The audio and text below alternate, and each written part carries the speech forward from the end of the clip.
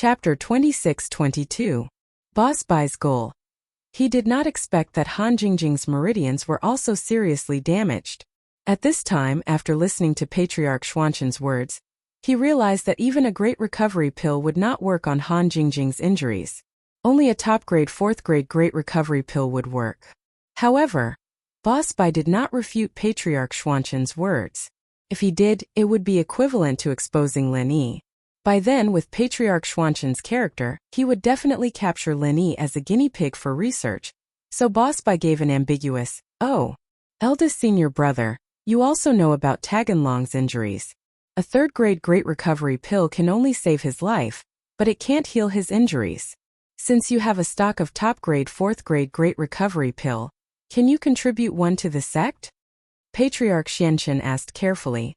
After all, you also know the usefulness of Taganlong, so if he can recover, it will be quite important.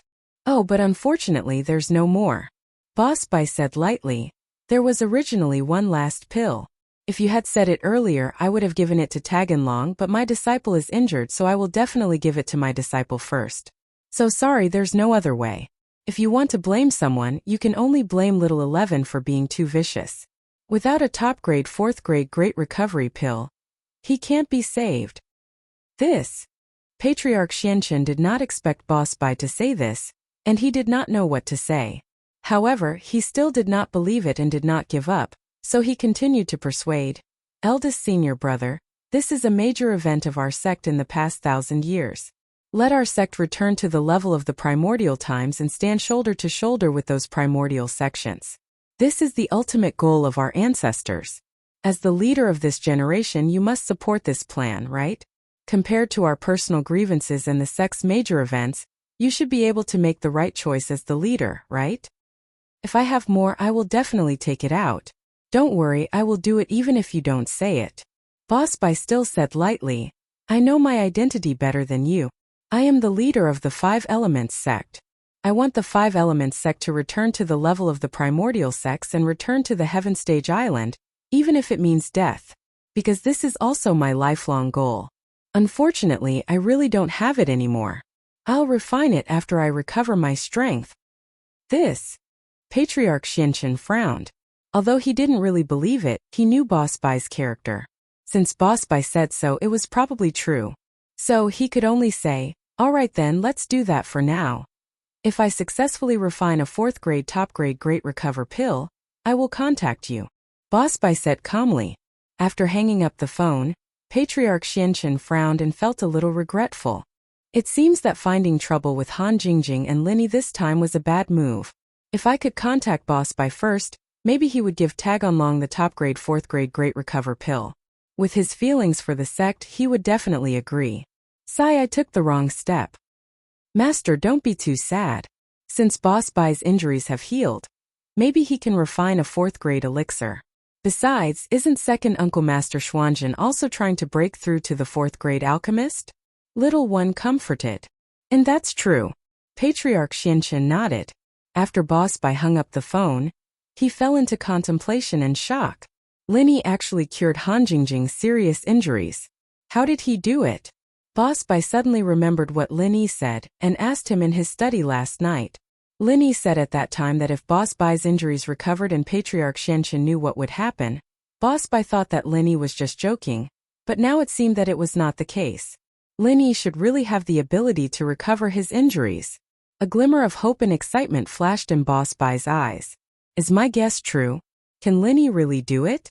Boss Bai faintly looked forward to it, however. Boss Bai did not immediately call Lin Yi to ask about this. Instead, he fell into contemplation about the future.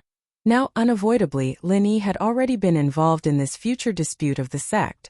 Whether Boss Bai was willing or not, the mark of Lin Yi's disciple had already been imprinted on Xuanqin. If he recovered his strength, then naturally he could intimidate Xuanqin. But what if he couldn't? Once the Heavenly Island plan was launched, the 5 Elements sect would return to the level of the ancient sects and regain the glory of the past. At that time, would the arrogant Xuanqin make a move on him, or even Lin Yi and Han Jingjing again? But how could he solve this situation? Boss Bai thought for a long time and couldn't come up with a good solution. In the end, everything was because Boss Bai's current strength was not enough, But this was a weakness that couldn't be changed. Right Coiling Tiger decided to talk to Lin Yi and Han Jingjing again, and see if he could get the special notes from Han Jingjing. But he definitely couldn't bring up Zhang Liju's refiner's notes. Right Coiling Tiger was often tricked by Lin Yi, but that didn't mean he was an idiot. On the contrary, he was just a little stupid in front of Lin Yi, but he was still a little smart in normal times. On one hand, he really was in a hurry to get the things in Lin Yi's hands. Sometimes there was nothing he could do about being tricked. On the other hand, Lin Yi was famous for being able to kill Sky-class masters in one hit. Right Coiling Tiger was a little scared when he faced him, and naturally, his brain short-circuited. Especially when he heard that this time a Sky-class late-phase peak master couldn't even kill Lin Yi. Right Coiling Tiger was even more shocked. Although Boss Bai had intervened, that was also because of Lin Yi's own strength. Otherwise, before Boss Bai could intervene, Lin Yi would already be dead. Who would have thought that an Earth-class mid-phase peak would be able to last so long against a Sky-class late-phase peak master? In fact, even Lin Yi himself didn't expect it, but sometimes things were just that coincidental. A chi bomb saved Lin Yi. And this was something that even Little Yi himself didn't understand. So, if Right Coiling Tiger mentioned Zhang Liju's notes, then Lin Yi would definitely ask him how he knew about this. If he connected it with Little E and Little 11, then Right Coiling Tiger would be screwed. He might even be beaten to death. Chapter 26-23. Chapter 26-34. Searching for an opportunity. Most refiners had this habit, including Right Coiling Tiger himself. These notes were the refiner's own understanding towards elixir making. Han Jingjing looked at Zhang Liju's notes and combined it with her own experience. The notes were pretty much the same as Zhang Liju's notes. At the very least, it could increase the success rate of second-level elixir making. To the hidden house Yu, this was very valuable information. With that thought, Right Coiling Tiger made up his mind to exchange Han Jingjing's notes. At that moment, Right Coiling Tiger's phone rang. He picked it up and saw that it was Zhao Qibing. He didn't think much and picked up. Hello? Master Bing, what's up? Second young Master Yu, are you forgetful? Did you forget what you promised me? It's been a few days and there's still no news? Zhao Qibing asked anxiously. What's been a few days? What did I promise? Right Coiling Tiger was thinking about how to get Han Jingjing's notes in the afternoon, and was stunned by Zhao Qibing's question. Fuck, you didn't really forget, did you? Zhao Qibing quickly said. About the broken leg. When are you going to create an opportunity for me to break my leg? Broken leg. Right Coiling Tiger suddenly remembered that he still owed Zhao Qibing such a thing. Originally, he thought that it was a simple matter. Asking Lin Yi to break Zhao Qibing's leg was as easy as lifting a finger, but Lin Yi refused. However, Right Coiling Tiger forgot about it after that and only remembered it when Zhao Qibing asked him. In fact, if he wanted to deny it, Zhao Qibing couldn't do anything. After all, there was no signature and no evidence. But this wasn't good for his reputation and even the hidden house Yu's reputation. If Zhao Qibing was a normal person, then so be it, but he was the heir of the hidden house Yu. Right Coiling Tiger couldn't just ignore what he said. Yeah, second Master Yu. I'm begging you, can you do this? Qibing panicked when he heard Tiger Yu's tone. I said, I searched the entire city when you lost your phone. And now I've found it for you. You can't just do something for me right now. Of course I'll do it. Right Coiling Tiger frowned. But do you really have to ask Lin Yi for this? Why don't you just find someone to break your legs? Can't you break anyone's leg? The others aren't as good as Lin Yi. What if I break it? My life would be over. Qibing denied it right away. Plus, it has to be a master stronger than me, or else I'll subconsciously use my qi to protect myself, and I can't control my qi as I please. Unless you can catch me off guard and break my leg, you can only do it if you're stronger than me. Why is it so complicated? Right Coiling Tiger felt that it was very troublesome, but what Zhao Qibing said made sense. Practitioners would subconsciously use their qi to protect themselves when they were in danger. It was like a sandstorm. Normal people would subconsciously close their eyes. It was an instinct unless it was a sneak attack. But for a sneak attack, one had to be very agile. At the very least, it had to be someone with qigong. Normal practitioners didn't even have the movement skills of a professional assassin. Practitioners usually fought head-on and rarely used sneak attacks. Of course, people like Lin Yi were different in the world of practitioners. He was fast, an assassin, and an expert in sneak attacks. Most importantly, he was a wolf in sheep's clothing, using a sneak attack against a stronger practitioner. This was the reason why he was successful. After all, which high-level practitioner would let a low-level practitioner go? Logically speaking, even if a sky class were to stand still and let an earth class attack them, they wouldn't be able to kill them. Hence, there was no need for a sneak attack at all. This was also the reason why Lin Yi's opponents were all dead. It's not complicated. Can you help me think of a way? Zhao Qibing heard Right Coiling Tiger's tone and knew that the kid was trying to escape. He quickly said, I say, Second Master, you were both people with statuses. You can't go back on your words. Of course not. Right Coiling Tiger said. I've been looking for a chance for you, haven't I? You know how troublesome Lin Yi is. Normal people wouldn't be able to handle him. I'm helping you take a roundabout route. Oh, have you thought of a good idea?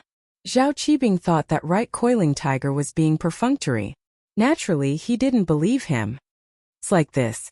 Our school will be hosting a charity gala in a few days. It's like this. Right Coiling Tiger explained the details of the charity gala to Zhao Qibing. You're saying that you want me to participate in this charity gala, right? Then I'll go to that masquerade ball and recognize Lin Yi. Make him promise me one thing, and that is to break my legs? Zhao Qibing understood what Right Coiling Tiger was trying to say. Yes, that's it. Lin Yi will definitely be there. This is a good chance. Right Coiling Tiger was interrupted by Zhao Qibing. Wait, as far as I know, Lin Yi doesn't want to participate in this kind of event, right? Even if he does participate in the auction, it's a masquerade ball. I don't think he'll join in the fun, right? With Zhao Qibing's understanding of Lin Yi wasn't someone who liked to join in the fun. It was normal for him not to participate in the masquerade ball. You don't know about this, do you? According to my insider information, the donation target is Songshan's orphanage, and this suggestion was made by Lin Yi. Right Coiling Tiger said. Boss Bai has already arranged it for him, so Lin Yi will definitely attend this gala. He has to give Boss Bai face, or else Boss Bai would have helped him for nothing. Chapter 26-24. I'll look into it and think about it. I'll give you a plan that will allow you to recognize Lin Yi right away. You Coiling Tiger said. Don't worry, since I've promised you. I'll help you to the end. That's more like it. Zhao Qibing nodded. Then I'll wait for your good news. Alright, I'll take care of it for you. You Coiling Tiger said. But you need to prepare yourself, sign up for the auction as a caring merchant. Buy anything you want and get the qualification to attend the masquerade ball. That's not a problem, Zhao Qibing replied quickly. I'll go sign up in a bit. In the afternoon, the school began to prepare for the charity auction. All the faculties were on break, and the students were free to donate items for the auction. The other students could also study in the classroom. Lin Yi was in the middle of practicing when Coiling Tiger Right sat down beside Han Jingjing again. Lin Yi quickly exited his practicing state and turned his head to look at Coiling Tiger Right. Han Jingjing's attack was most likely due to Coiling Tiger Right leaking the news, but Lin Yi didn't feel any hatred towards a dog like Coiling Tiger Right.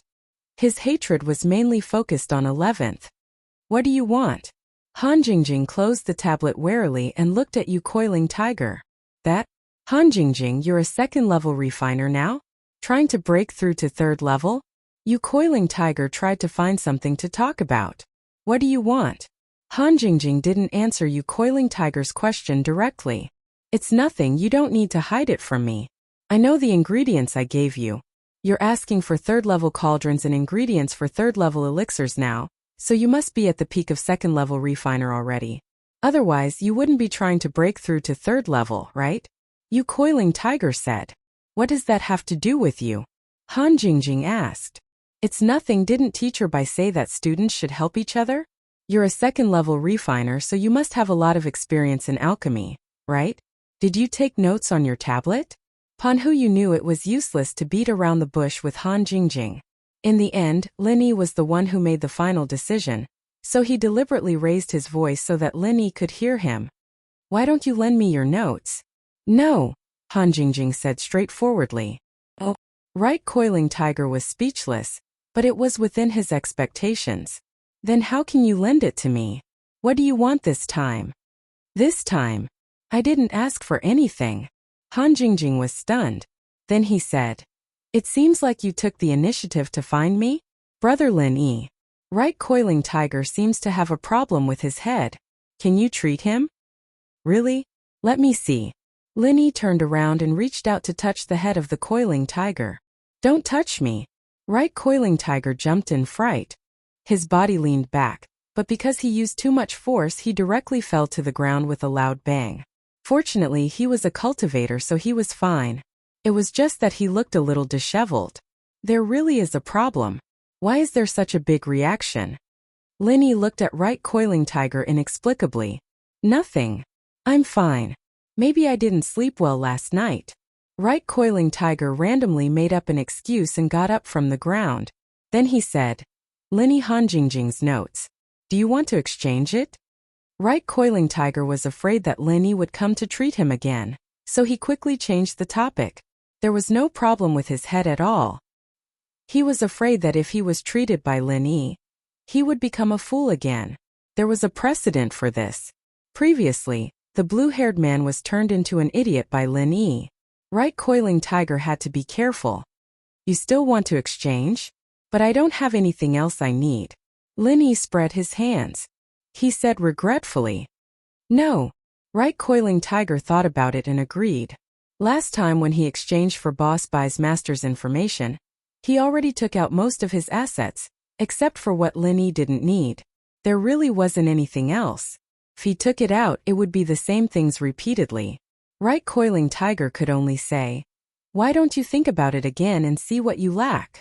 "I don't seem to lack anything except for some money," Lin Yi said. "I want to donate some money to the Songshan orphanage, but I'm a bit short on cash." "Oh." Right coiling tiger thought, "Are you asking me to donate? But if I donate, what if you don't give me the information?" But Right coiling tiger still asked, "How much money do you lack?" "About 8 million, Lin Yi said. "You mean you want me to donate about 8 million? Right coiling tiger frowned. Although 8 million wasn't a lot, it couldn't be wasted, right? This amount of money really wasn't much for the hidden Right family that ran the pill business. Moreover, Right coiling tiger didn't need to pay for it himself. He could just ask for it from home. "Let me think about it. I didn't ask you to donate." Lin Yi shook his head. "You go back first. I'll tell you after I think about it." "That's fine, but you have to be quick." Right coiling tiger nodded and said. After Right coiling tiger left, Han Jingjing asked Lin Yi in a low voice, "Lin Yi Gij, do you really want to exchange information with him?" "No, but we can do this like this and this." Lin Yi lowered his voice and said a few words to Han Jingjing. "NN." Han Jingjing nodded quickly after listening and said, "Okay." Jingjing understands. Right coiling tiger didn't have the ability to read lips, and he was far away. He couldn't clearly see what Lin Yi said. Moreover, Lin Yi used voice condensed qi. Other than Han Jingjing, no one else could hear it at all. However, Right coiling tiger didn't think too much about it. He thought that Lin Yi was discussing with Han Jingjing about exchanging information with him. Seeing that Lin Yi took it to heart, he was quite happy. The student union had already started planning for the charity gala. According to past practices, the host and staff would be chosen from the freshmen. The purpose of this was to give the freshman members of the student union a chance to train. What Lin Yi didn't expect was that Yushu would be one of the hosts. There were 3 hosts, 1 male and 2 female. Lin Yi didn't know the other girl, but the guy was a trap. He didn't know how the student council chose the hosts. After the photos of the hosts were posted on the campus forum, Lin Yi thought that it was 3 girls. Chapter 26-25. After school, Lin Yi waited for the Miss and Shu to get in the car and asked curiously, "Shu, how did you become the host?" "Because Yao Yao's auction item is too special. If I'm not the host, there'll be problems if someone else auctions it," Yushu said. "What item?" Lin Yi paused. "It's not some first kiss or something, is it?" "Wow, Shield bro, you're amazing. You're even better than Genius Shu. You guessed it right away?" Yushu's eyes widened in surprise. "But it's not my first kiss, I gave it to Shield bro a long time ago." "Ahem Shu, can you get to the point? If you continue with this nonsense, I won't cooperate with you anymore." Mingyao glared at Yushu, stopping her from continuing. However, Xinyan and Han Jingjing looked at Lin Yi and Mingyao strangely. Sun Yan was too embarrassed to ask, but Han Jingjing didn't avoid it. Linny bro, have you and Yao Yao been together for a long time? It's just a drink, Linny explained. I see. Han Jingjing saw that there was no more gossip, so she stopped asking. However, Meng Yao felt slightly relieved and disappointed at the same time. She didn't know why, but she felt like she was misunderstood. She didn't feel happy after Linny explained it clearly. But is it still Yao Yao's kiss this time? Shu, are you trying to trick Zhong Pingliang again? Linny suddenly remembered that Zhong Pingliang came back to school. Although he kept a low profile, Linny still heard about him. He's so rich, of course I'm going to trick him, Yushu said. Alright Shu, I wouldn't be messing around with you if it wasn't for the sake of the orphanage. Let's go home, I'm hungry, Ming Yao explained. She didn't know who she was explaining to, but she felt that it was a good thing. She didn't know who she was talking to, but she felt that it was to Lin Yi. Realization dawned on Lin Yi. No wonder Ming Yao was messing around with Yushu. It was because of the orphanage.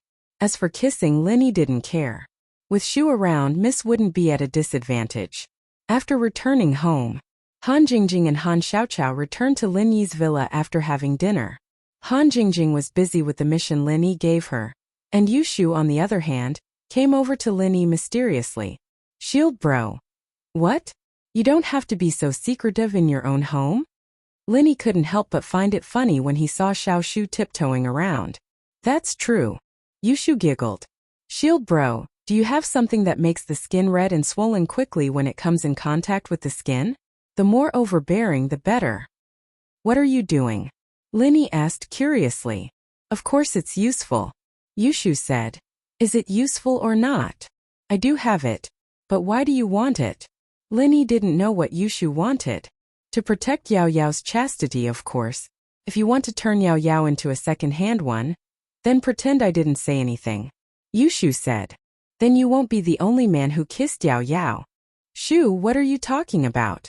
Meng Yao and Sun Yan picked up the plates and came out of the kitchen. Yushu said that she was a second-hand one, and that she was kissed by Lin Yi. She was furious. Do you want to get beaten up?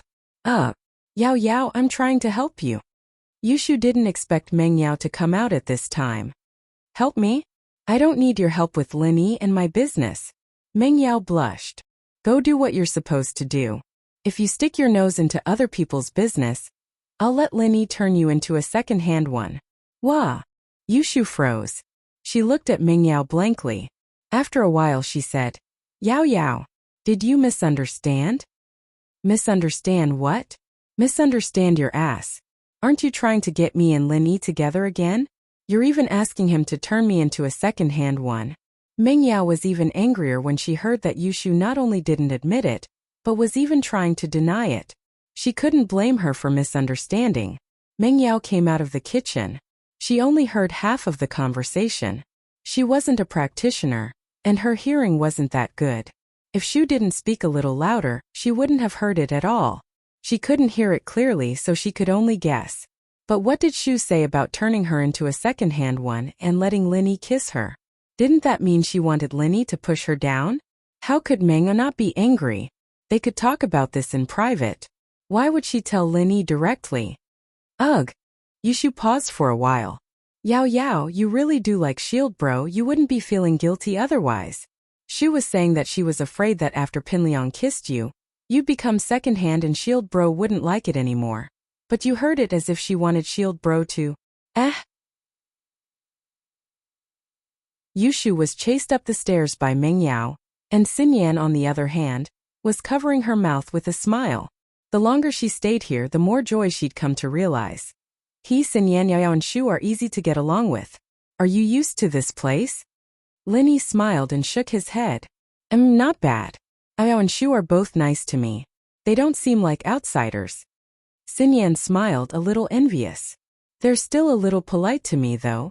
After all, how long have I known them? It's not as deep as the relationship between the two of them. I want to participate in a fight like this, but I don't have the chance. That's true, but you'll get used to it. Lin Yi said. You're already a lot better than me. When I first came here they didn't like me at all, always wanting to kick me out. No way.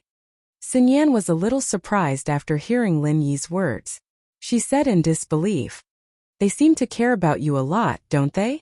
They didn't like you at all at first, even wanting to kick you out?" Actually, when we met on the train, I had just arrived at Songshan. I was ordered by an elder to protect them." Lin Yi hadn't mentioned this to Xinyan before, but now was the perfect time to bring it up. "When I, a man, moved into their villa, no one would welcome me." Chapter 26-26. If it weren't for the fact that Xinyan could feel Lin Yi's physiological reactions and the rapid breathing when he hugged her to sleep, she would have thought that there was something wrong with Lin Yi's sexual orientation. But the more it was like that, the more Xinyan felt that Lin Yi was a good guy. It was hard for a guy his age to not have something going on if he had to share a bed with a girl every day. So sometimes, Xinyan even felt that Lin Yi wasn't from the same world as them. Lin Yi was really a first-year student, but the calmness he showed sometimes was beyond his age. Xinyan couldn't help but chuckle as she recalled how he dressed up the first time they met on the train. "Oh right, no wonder they're rejecting you. You were dressed like a country bumpkin when you first came here. It's already good enough that they'd let you into their villa." "Haha." Lin Yi shrugged and said helplessly, "My hometown is a small village. It's normal for me to dress like a country bumpkin. If I dressed like this, people would probably stare at me every day. I just came from my hometown, and I didn't have time to change. Yeah, I thought you were just an honest country bumpkin back then, and I was worried to death when I saw you getting scammed by those scammers. Who would have thought that you were just faking it?" Xinyan said, a little fascinated as she recalled the first time she met Lin Yi. "Actually, if they didn't lie to me, I wouldn't bother to lie to them." Lin Yi said, "That's true." Xinyan thought of Lin Yi's personality and agreed. She wanted to say something, but a wave of sleepiness hit her. She yawned and turned to Lin Yi. "Let's not talk about this for now. Let's go to bed. I'm a little tired." "Okay, you go first. I'll give Shu some medicine." Lin Yi didn't forget about the strange medicine Yushu asked for. Lin Yi didn't even have to ask to know that it was most likely for Pinliang. It was true that Pinliang was unlucky every time, but the more he suffered, the braver he became. He was even accepted as a disciple by an ancient sect? Lin Yi was amazed at the thought. He regretted not killing Zhong Pingliang back then. But then again, back in Songshan, an undercurrent was surging. Lin Yi's own strength was not too high, and there were many enemies, so it was difficult for Lin Yi to harden his heart and be ruthless to the enemies, lest he attracted their collective backlash. Lin Yi went to the pharmacy and prepared the medicine Yushu needed before returning to the villa. In the blink of an eye, the day of the charity gala arrived. That afternoon, classes ended early, and the school auditorium was decorated with lanterns and streamers. Students and celebrities who participated in the auction were sitting in the front row. Everyone was holding a reflective board for bidding, which was also convenient for them to bid. The audience at the back were mostly there to watch the show. Most of the students didn't have the money to bid. They came here to have fun, and their way of showing their love was simple. They just needed to donate money after the auction. After all, the starting price of the auction items weren't low. Since it was a charity event, the value of the item itself was just a formality. The final price depended on how much love everyone donated. Lin Yi sat with Xinyan, Han Jingjing, He Meiwei, and Bai Weitua. Although Bai Weitua wouldn't participate in the auction, he was a student council member of the medicine major. Naturally, he had the right to sit in the front. At 6 that night, the auction started on time. First, the school's director spoke. Then, the student council member announced the purpose of the charity gala and where the donations would go. Then the auction officially started. The first to come out was Yushu, followed by the trap and another girl from the other group. It was quite the entrance for Lin Yizhen. Of course, the people who knew Yushu were shocked as well. Logically speaking, a guy and two girls combination like this usually had the guy walking in the front or in the middle, and the two girls half a step behind or standing on the sides. But they just had to be the background of Yushu. But Lin Yi looked at the three figures on the stage, and he understood the reason. Among them, Yushu's chest was the biggest. Needless to say, the trap's chest was flat, and the other girl's chest was like an airport runway. It was understandable why Yushu stood in the middle. Plus, the guy's dressing was similar to the girls. With the three of them appearing, it was more like Yushu was surrounded by the two girls like the moon. Dear guests, school leaders, and students, good evening. I am the host of this charity gala. My name is Shu. Yushu smiled as she picked up the microphone and said to the guests. Linny heard Yushu's self-introduction and almost burst out laughing. Shu? Another name? People who weren't familiar with Shu probably wouldn't think much of it. After all, it wasn't a big deal to change a name to fit the theme of a show. As expected, the people only clapped after Yushu was done, but no one laughed. They didn't know that Shu had many names. I am the host, Tai Weiliang. The trap guy introduced himself as well. I am the host, Zhen Huanzi. The airport runway girl introduced herself as well and said a few words of thanks. The charity gala was about to begin. Too much a trap? A real man? Linny felt like he was being struck by lightning. Was he thinking too much, or was this arranged on purpose? However, these were unimportant matters. The auction was quickly pushed forward by the three of them. Needless to say, other than the eloquent little Shu, Tai Weiliang and Zhen Huanzi were also excellent hosts. They knew how to stir up the atmosphere of the auction. The items on auction weren't eye-catching, but it explained a lot about the history of the item and the love it contained. For example, there was a passbook with only a few yuan left. It was donated by a poor student, but it was very meaningful. Chapter 26-27. FF37, FF18, XFF33, FF23, OMU 85C0F, 8BF4, 66F4, 65B0, 6700, 5 February, 5C0F, 8BF4, 9605, 8BFB, 7F51. This passbook had accompanied this poor student through high school and into university. Now this passbook was filled to the brim. However, this student was not willing to change it. Instead, he had kept it all the way until the last page. He was now able to work as a tutor and didn't need the help of his fellow villagers anymore. However, he had copied down all the numbers in the passbook, preparing to pay them back one by one after he graduated from university. One had to admit that this passbook had a lot of meaning, and it fit the theme of this auction very well. And so, this passbook was bought by an entrepreneur who often donated to poor students for a high price of 1 million kwai. He was going to keep it when he got back. The items at the end were also very meaningful. Of course, there were some really valuable items like jewelry and antiques, but most of them were donated by the professors and staff of the school. The auction continued in an orderly manner, and the rich people had a tacit understanding with each other. They wouldn't compete unless it was something they really liked. The final price was also related to the financial resources of their respective companies. Some items were sold for tens of thousands, while others were sold for hundreds of thousands or even millions. It didn't matter how much it was a sign of love. The next item is a piece of art. It was donated by Linny from the biology and medicine major. It's a piece of art he made himself. The starting price is 5,000 kwai. It was Tai Weiliang who introduced it, not Yushu. Yushu didn't need to introduce it, since what Linny donated was just a normal item. The carving was exquisite, but Linny wasn't a master sculptor. It would be very expensive if it could reach a few thousand kwai. As for the starting price of 5,000 kwai, that was purely to give the rich people a chance to show their love. Zhao Qibing was sitting beside Yu Pan Hu and Kong Xiaolong, waiting for an opportunity to buy something to qualify for the masquerade party. But it was still early, and the auction was only halfway through. He wasn't in a rush. He just wanted to see if he could get something he liked. Wouldn't that be killing two birds with one stone?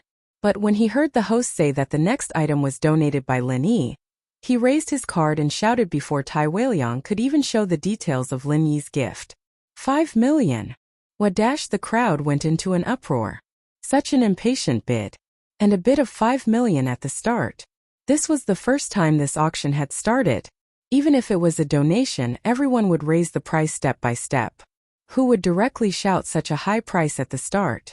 Moreover, the more expensive items were usually things that had some sort of sentimental value to them, or things that were worth a lot of money. Souvenirs like Lin Yi's were actually one of the least popular items.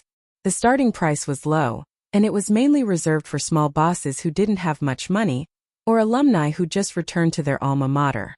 Everyone looked at Qibing as if they were looking at an idiot when he said 5 million. But Qibing, however, didn't care at all. He was still casually holding up his auction sign, looking at the guests who were looking at him with disdain.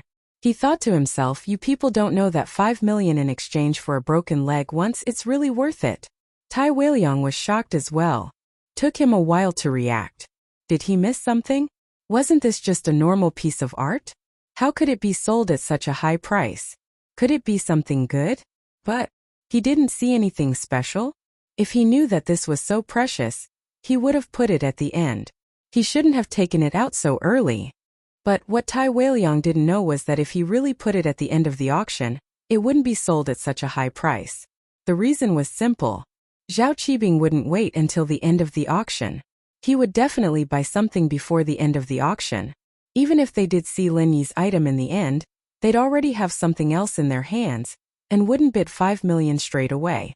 Even if they wanted to get on Lin Yi's good side, they'd only bid 2 or 3 million. 5 million. This gentleman from number 74 has bid 5 million. Is there anyone who wants to bid higher? Tai Weiliang asked expectantly. After all, Zhao Qibing raised the price to 5 million so suddenly. From his point of view, this might really be something good. There would definitely be people competing for it. He was very satisfied with the result because someone else had made a bid. 6 million. A voice sounded. This person was Fatty Lai. Lin Yi didn't expect someone to bid 5 million for a piece of art he casually made. Originally, this item was for Fatty Lai. Although Fatty Lai wasn't a businessman in Donghai, he was from the nearby Songshan city. He was also a well-known company, so it wasn't surprising that Fatty Lai would come here. As for Fatty Lai, he didn't expect Zhao Qibing to bid first. But this was what Lin Yi told him to bid on Lin Yi's art. So Fatty Lai still bid. Fuck. Zhao Qibing froze. He didn't expect someone to compete with him for a piece of art. From his point of view, if it wasn't for Lin Yi, he wouldn't pick it up even if it was thrown in front of him, let alone spend money to buy it. But he had already bid. If he didn't compete and Lin Yi wasn't happy, he wouldn't be able to do anything if he didn't break his leg. After all, Lin Yi could tell the school that someone wanted him to break his leg. This suggestion was too difficult. He couldn't do it. And when that happened, the school would definitely support Lin Yi. After all, breaking someone's leg wasn't something that he could do. It was considered intentional injury. And so Zhao Qibing continued bidding. 8 million. To the hidden heir of the Zhao family, this amount of money was just a small amount of money. If he could master the 1,000 legs, that would be the most important thing. Old Master Zhao was also very supportive of his matter, so money was not a problem. Tai Weiliang was dumbfounded. There was really someone competing for this? Not only that, but Qibing had even raised the price even higher? Was this thing really that good? In fact, it wasn't only Tai Weiliang who was dumbfounded. Everyone else was dumbfounded as well, especially the bosses. There were many people with good eyesight, but they couldn't see what was so good about Lin Yi's art. 8 million. Is there anyone who wants to bid higher? Mr. Number 74 bid 8 million. Tai Weiliang came back to his senses and quickly asked. FF37, W03C9 30FB, Off 4D. Chapter 26-28. FF37, FF18, XFF33, FF23, OMU 85C0F, 8BF4, 66F4, 65B0, 6700, 5 February, 5C0F, 8BF4, 9605, 8BFB, 7F51. Fatty Lai frowned but continued. 10 million. The money was going to be donated to the orphanage anyway. Even if he didn't do it this way, he'd still do it on his own, so he had to complete the mission Lin Yi gave him. He was just confused as to why Qibing was competing with him for this auction item. Fatty Lai was very clear about the details of this thing. It was made by Lin Yi on a whim, it had no value at all. What was Qibing thinking? While Fatty Lai was confused, wasn't Qibing the same? Qibing was about to explode from anger. Was this Fatty Lai crazy? He was just Lin Yi's follower, why did he have to suck up to him like this? Could it be that Lin Yi sent him here to raise the price? That didn't make sense. Lin Yi didn't even know that Qibing would be participating in the auction, and he couldn't have guessed Qibing's plan, nor could he have guessed Qibing's intention to curry favor with Lin Yi. So the possibility of Qibing raising the price was very small. 15 million.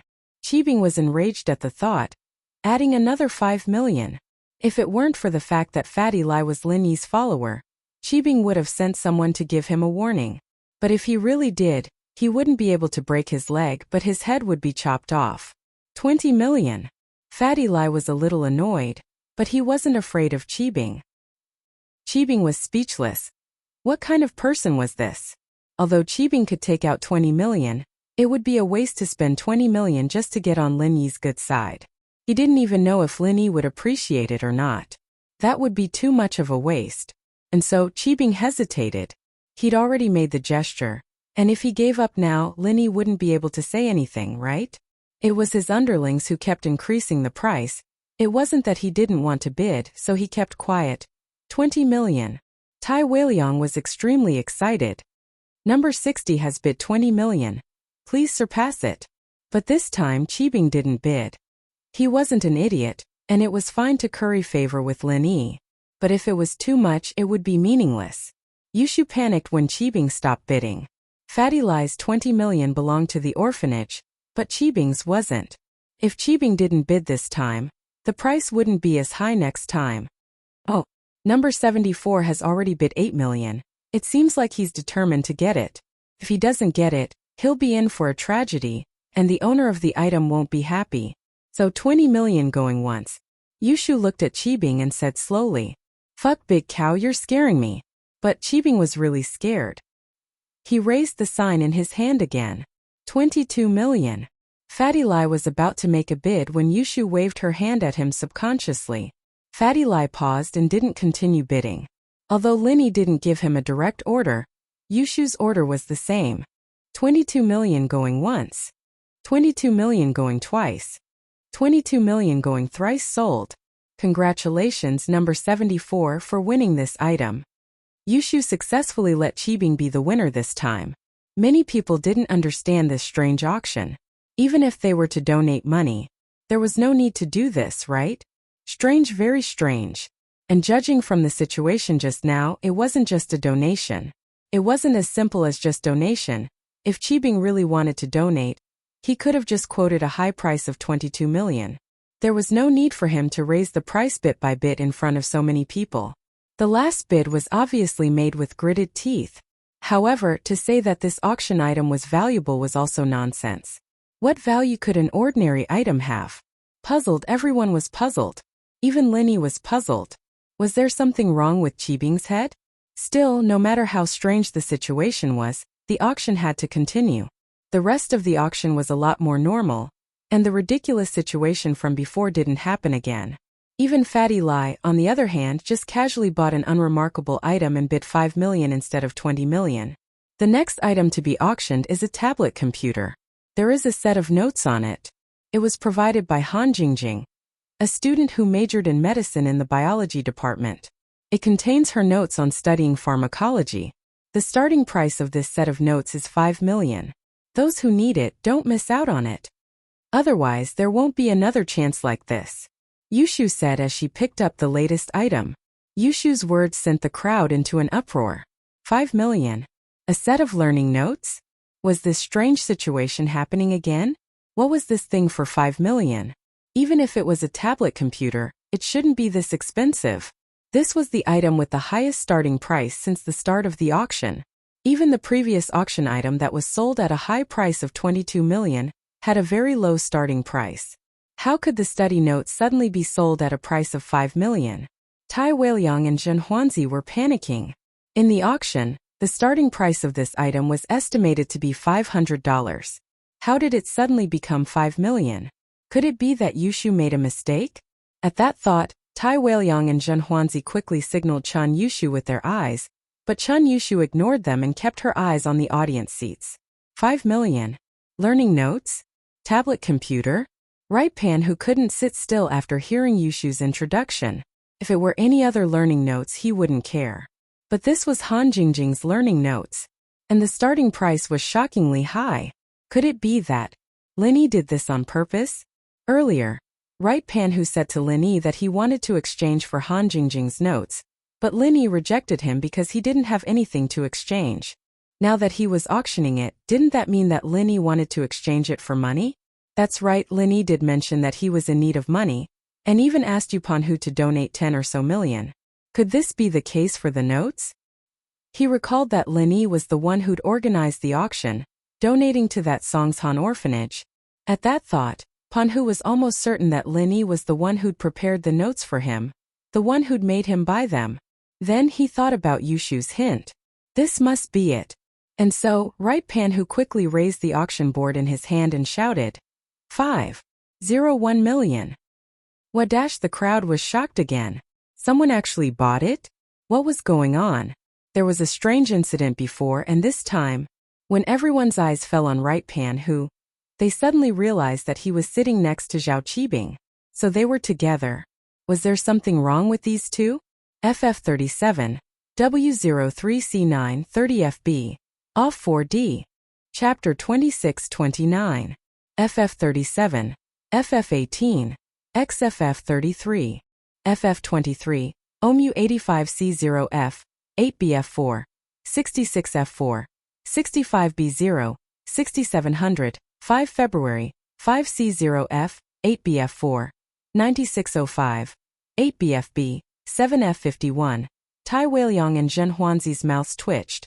Someone actually bought it for 5 million? Although it was only an increase of 10,000, the starting price was too high. This time no one competed with Right Coiling Tiger because they didn't know what it was.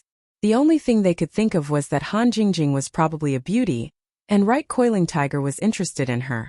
He wanted to please her, so he spent a lot of money to buy this notebook. This was the only explanation. Otherwise, who would spend such a high price to buy something useless? Even if he did buy it, he wouldn't spend 5 million. Under everyone's shocked gazes, Right Coiling Tiger was enjoying it. You idiots don't know shit. I spent 5,010,000 to buy the refiner's notes. It's so worth it. Lin Yi probably didn't think that he would be so shameless as to only increase the price by 10,000, right? Ha ha ha ha ha. He must have miscalculated, thinking that he could get a higher price in the auction, but he didn't think that he would be invincible in shamelessness. 5,010,000 going once. 5,010,000 going twice. Sold. Congratulations to Mr. 75 for winning this item. Seeing that no one else was bidding, Yushu let Right Coiling Tiger close the deal. This time Fatty Lai didn't come out to cause trouble, which made Right Coiling Tiger feel lucky. If Fatty Lai came out to cause trouble, he would have to increase the price. This also confirmed that Fatty Lai's previous bid wasn't to raise the price, but he really wanted to buy Lin Yi's item. Lin Yi probably told him to donate in this way, but he didn't think that Zhao Qibing would appear out of nowhere. Later, Lin Yi might have hinted to him to give up, and it could be counted as a small trick for Zhao Qibing. Phew! Right Coiling Tiger breathed out in relief. It was a close call, but not a close call. Most importantly, he actually obtained Han Jingjing's Alchemist Master's notes at a super low price of 501 million. It was simply too worth it. I say, second young master Yu, why are you shooting this thing? Are you also trying to please Lin Yi? Zhao Qibing looked at Right Coiling Tiger strangely and asked. This is what I've always wanted. 5,010,000 is simply too cheap. I reckon that this is the final transaction price. It will make Lin Yi's heart ache. Right Panhu said proudly, if he had directly offered a price of tens of millions, maybe I would have bought it, but it's only 5 million. Wow, it's amazingly cheap. Oh! Qibing didn't care about the notes, he only cared about his legs. The auction was still going on, and after a few more items, it was time for Wang Xinyan's donation. It was a jade bracelet, a birthday gift from Xinyan's father. The item itself was quite valuable. It was a birthday gift for Xinyan too, so it meant a lot to her. Of course, it meant a lot to Xinyan, but to others it wasn't much. But no matter what, Xinyan's donation was still valuable. The market price of a jade bracelet was around 100,000. So the starting price of this item was higher, set at 150,000. Zhang Duopan and Fan Ganha sat together.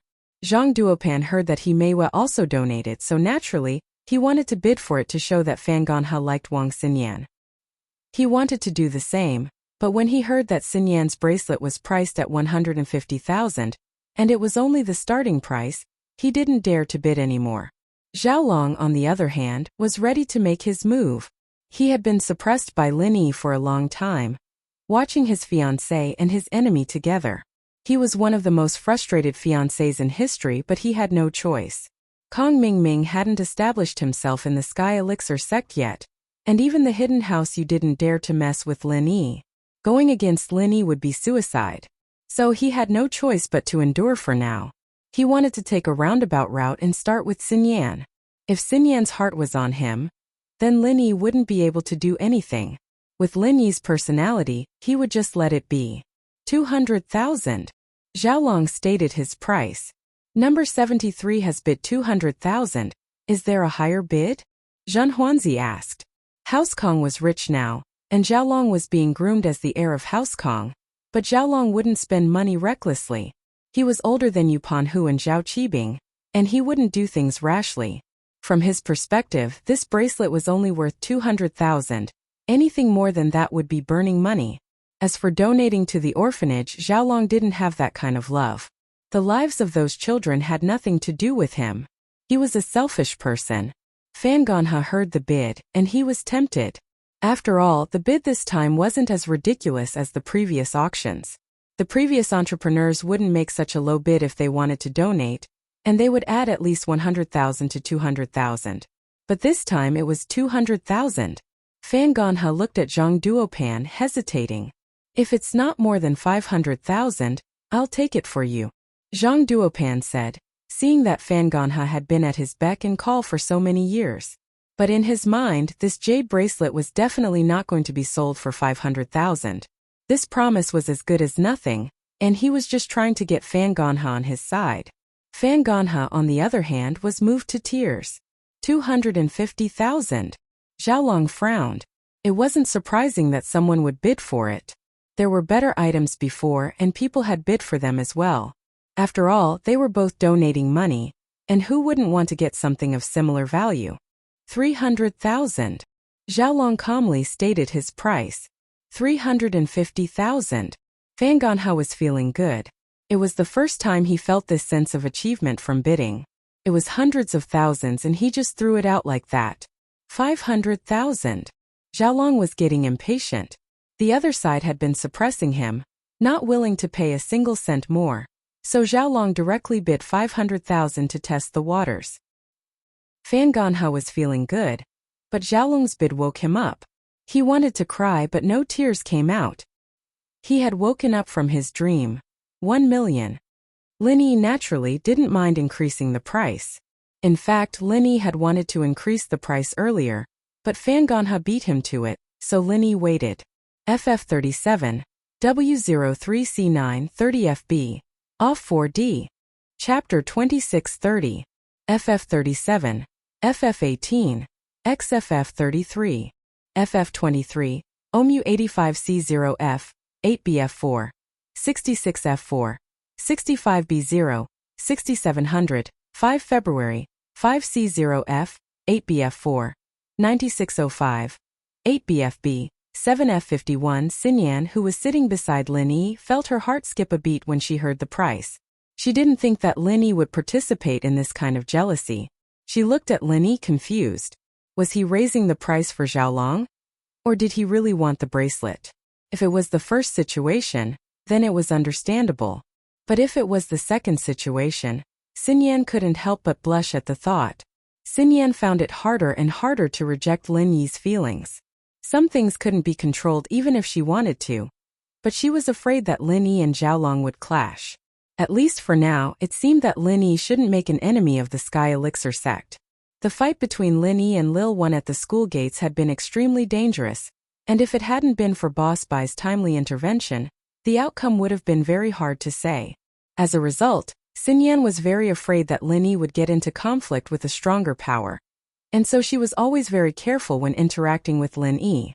Xiaolong was a little embarrassed when he heard that it was Lin Yi who made the bid, but he couldn't give up. If Lin Yi really got the bracelet, where would his face be? 2 million. Lust blinded him. No matter how smart Xiaolong was, he was a little impulsive when he was fighting with Lin Yi over the girl. He doubled the price. Xiaolong's bidding method made the other bosses who were interested in the bracelet give up. It seemed that Xiaolong was determined to get it, and there was no need to compete with him. 5 million. Lin Yi said faintly as he raised his card. Xin Yan jumped. She didn't mind Lin Yi raising the price, but if he raised it too much, Xiaolong might hold a grudge against him. She didn't want Lin Yi to have a conflict with Xiaolong, but she didn't know how to stop it. 1. Xiaolong was about to bid 10 million when he realized that 10 million was too much. He quickly changed his bid. 6 million. 10 million. Lin Yi still said indifferently. Xiaolong's mouth twitched. 10 million. He didn't say it out loud, but Lin Yi did. This made him tremble with rage. Lin Yi, just you wait. One day, when my brother Kong Ming becomes awesome, I'll kill you. 11 million. Xiaolong took a deep breath. He said. Fortunately, House Kong wasn't the old House Kong anymore. They had taken over the Sky Elixir sect, and the hidden house used low-end elixir business, making a lot of money. Low-end elixirs weren't to be underestimated. They didn't have much effect on training, but they had a unique effect on strengthening the body and extending lifespan. It was why they were very popular in the common world's high-end auctions. Just like the auction held by House Yu, Lin Yi's pill of life extension and toxin cleansing could be sold for hundreds of millions, but a second-level elixir was only around 10 million in the practitioner's market. Lin Yi didn't make a bid this time. This price was about right. It wouldn't be good if it exceeded Xiaolong's budget. Xin Yan breathed out in relief. The bracelet didn't mean much to her, it was just a gift. She was happy that she could get so much money to donate to the needy orphans, so it didn't matter that Xiaolong got it. Congratulations to Mr. 73 for winning this item. Zhen Huanzi announced the ownership of Xin Yan's bracelet. The next item up for auction was an item donated by He Meiyue. It was also a piece of jewelry. It was a piece of jewelry, but it was made of gold. According to the market price, it was worth around a few thousand to 10,000. It wasn't particularly valuable, so the starting price was set at 20,000. However, even 20,000 yuan was a very high price for Bai Weitua. Bai Weitua glanced at He Meiyue and weighed in his heart. He could take out 20,000 yuan, but he was afraid that others would increase the price. It was better to keep quiet than to make a bid that he couldn't get. He Meiyue, naturally, knew what Bai Weitua was thinking. She smiled. It's just a piece of jewelry. It's not a big deal. It doesn't have any commemorative value. Lin Yi didn't get Xin Yan's bracelet, right? That's true. Bai Weitua relaxed a lot after hearing He Meiyue's words. Just as Bai Weitua expected, Zhang Duopan won the bid. He Meiyue didn't say anything either. The auction continued, and soon it was the climax of the auction. The next item is very special. Yushu, the host, raised the microphone again. This item is a kiss. Everyone knows who the school beauty of the economics faculty is. This kiss is from the school beauty of the economics faculty, Mingya. Of course, it's not a real kiss, but a safe kiss through the glass. If you want to kiss the goddess, don't miss this chance. Pinliang came to the auction today with another goal in mind. He wanted to find a chance to go on stage and announce his challenge to Lin Yi. Pinliang had been keeping a low profile ever since he returned to school. He didn't put on a stage in public, nor did he promote himself. Today, however, he wanted to make a name for himself. He wanted to challenge Lin Yi again in public. He had the centipede in his hand, and naturally, he wouldn't be afraid of Lin Yi this time. Pinliang challenged Lin Yi in front of everyone. His goal was to let everyone be witnesses, in case Lin Yi went back on his words if he lost. He was just worried that he wouldn't have a chance to go on stage. And the last item was a kiss from Meng Yao. It made him very excited. If he could go on stage and kiss Meng Yao and then challenge Lin Yi, how awesome would that be? Although it was a safe kiss through the glass, Pinliang could still fantasize about it. At least it was better than that idiot Zhang Wen buying a broken glass. Pinliang was eager to give it a try. Especially back in high school, he'd suggested this event to have a safe kiss with Meng Yao, but things didn't work out as he'd hoped. He'd drawn two beautiful girls instead, and he'd almost died from disgust. Now that he had a chance like this, how could he let it go? This safe kiss is also the last item. It will be done on stage in front of all the guests, so please don't miss it. Yushu said. He could really go on stage? In front of all the guests? Pinliang was even more tempted. He was afraid that Yushu would go back on her word and not let him kiss her. He'd waste his money then. But Yushu couldn't go back on her word in front of all the guests. What was the point of the auction if she did that? And so, Pinliang was completely relieved. FF37, W03C9 30FB, OFF 4D. Chapter 2631. FF37, FF18, XFF33, FF23, OMU 85C0F, 8BF4, 66F4, 65B0, 6700, 5 February, 5C0F, 8BF4, 9605, 8BFB, 7F51.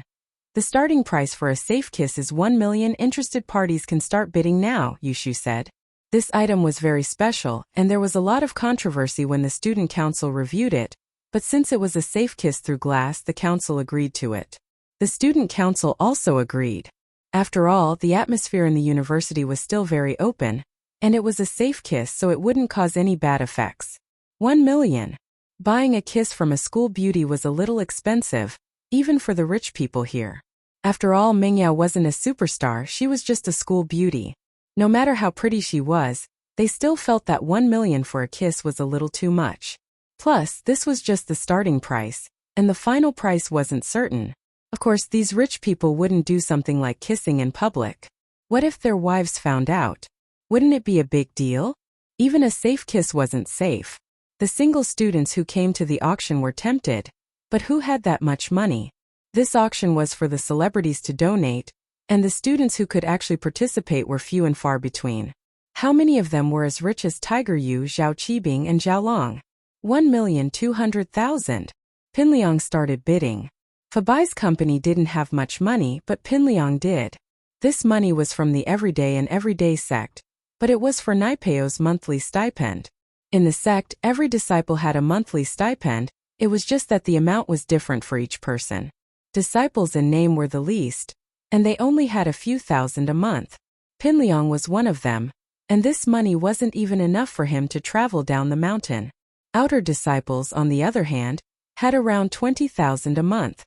Inner disciples, on the other hand, had around 100,000 a month. Of course, most of them were direct disciples, and people like Naipeo were at the peak of the direct disciples. The disciples of the sect leader, elders, and old ancestors were the most superior existences in the sect. Every month they would receive a monthly stipend of 1 million, and when they needed it, they could withdraw it at will. As long as it was beneficial to their cultivation, the sect would be able to take out more money. The Everyday and Everyday sect was a famous demonic sect in Jianghu, producing some mysterious and strange medicines. For example, they could instantly increase one's strength, poison, medicine, and all kinds of strange magic treasures. These could all be sold for a lot of money, so the Everyday and Everyday sect never lacked money.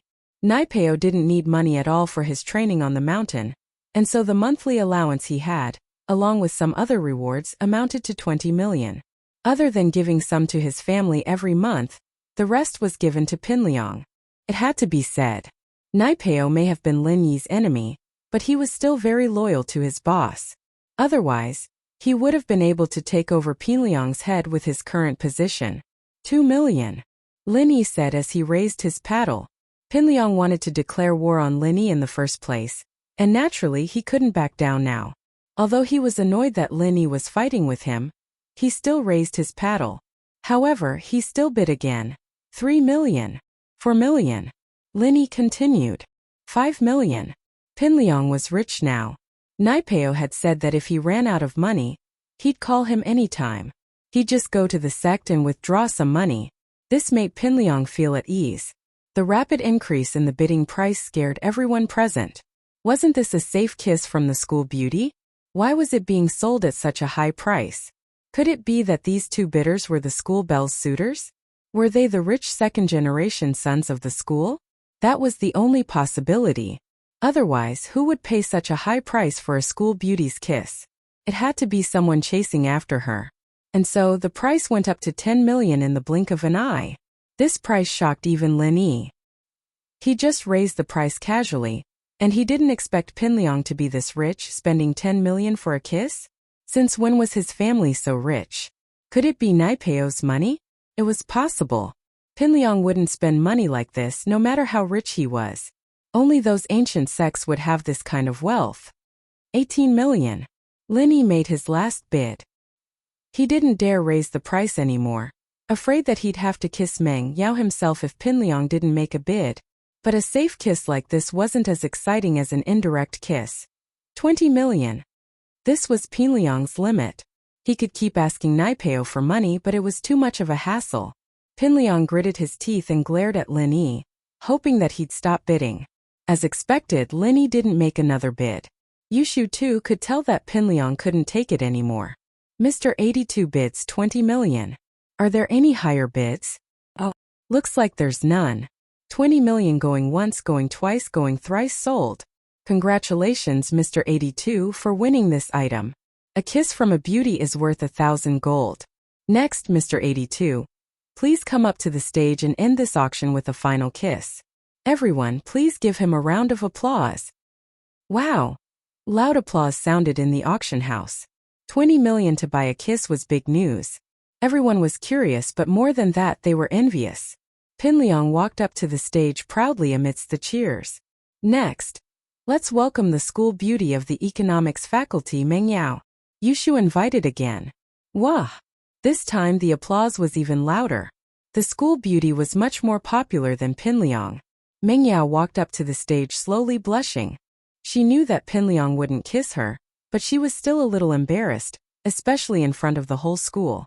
If it weren't for the donations for the orphanage, Meng Yao wouldn't have played along with Yushu. However, she knew that Xiaoka had dozens of abandoned babies sent to the orphanage every day. Many of them had congenital diseases, and the treatment for each one of them would cost millions. It was a bottomless pit, but she couldn't just leave them to die, could she?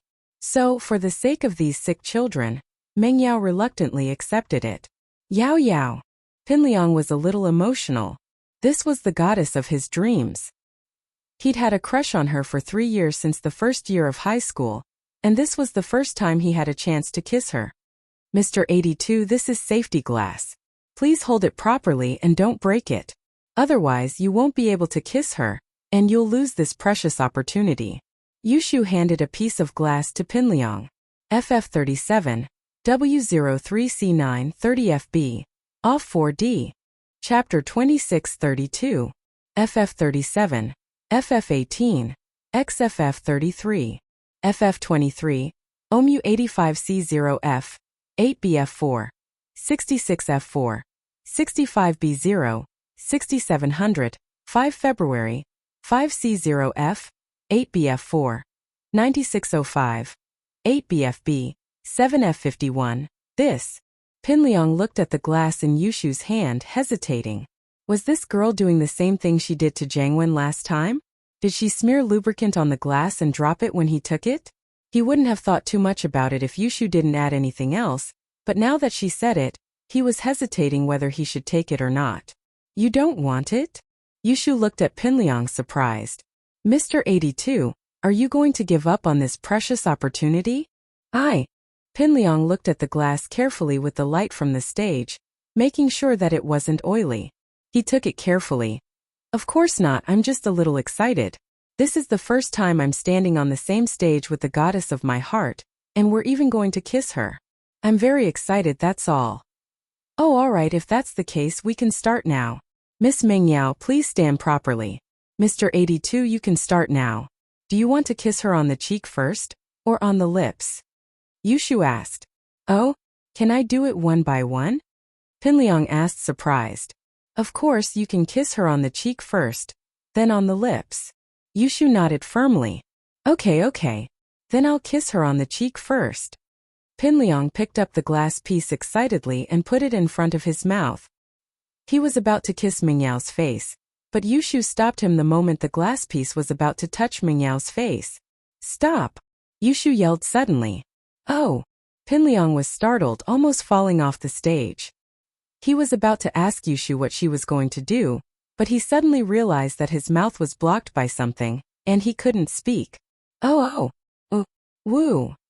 Mr. 82, what's wrong with your mouth? Yushu cried.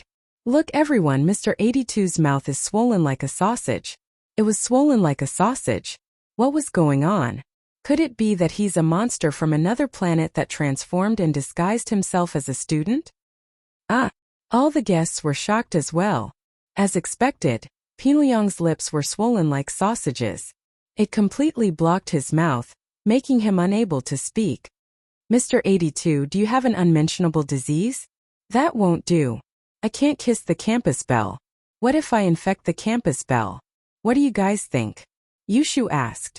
Yeah, why is his mouth suddenly swollen? There must be something wrong. That's right, I think this kid must have a hidden illness. It's not a hidden disease. It's an acute infectious disease. I think it's an STD. He got it from his gay friend. Venereal disease. You're so evil. The guests were saying all sorts of things, and Pinliang was scared out of his wits. Why is my mouth swollen? What was going on? Mr. 82, you're sick. Shouldn't you go to the hospital? Look at yourself, can you still continue with the safe kiss? Yushu asked Pinliang with a face full of concern. Woo!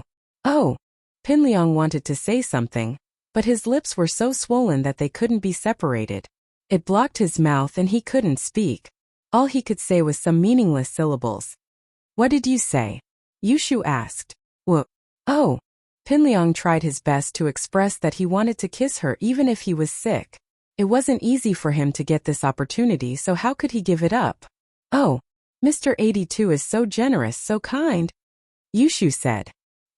He said that for the school bell's safety, he won't kiss her anymore.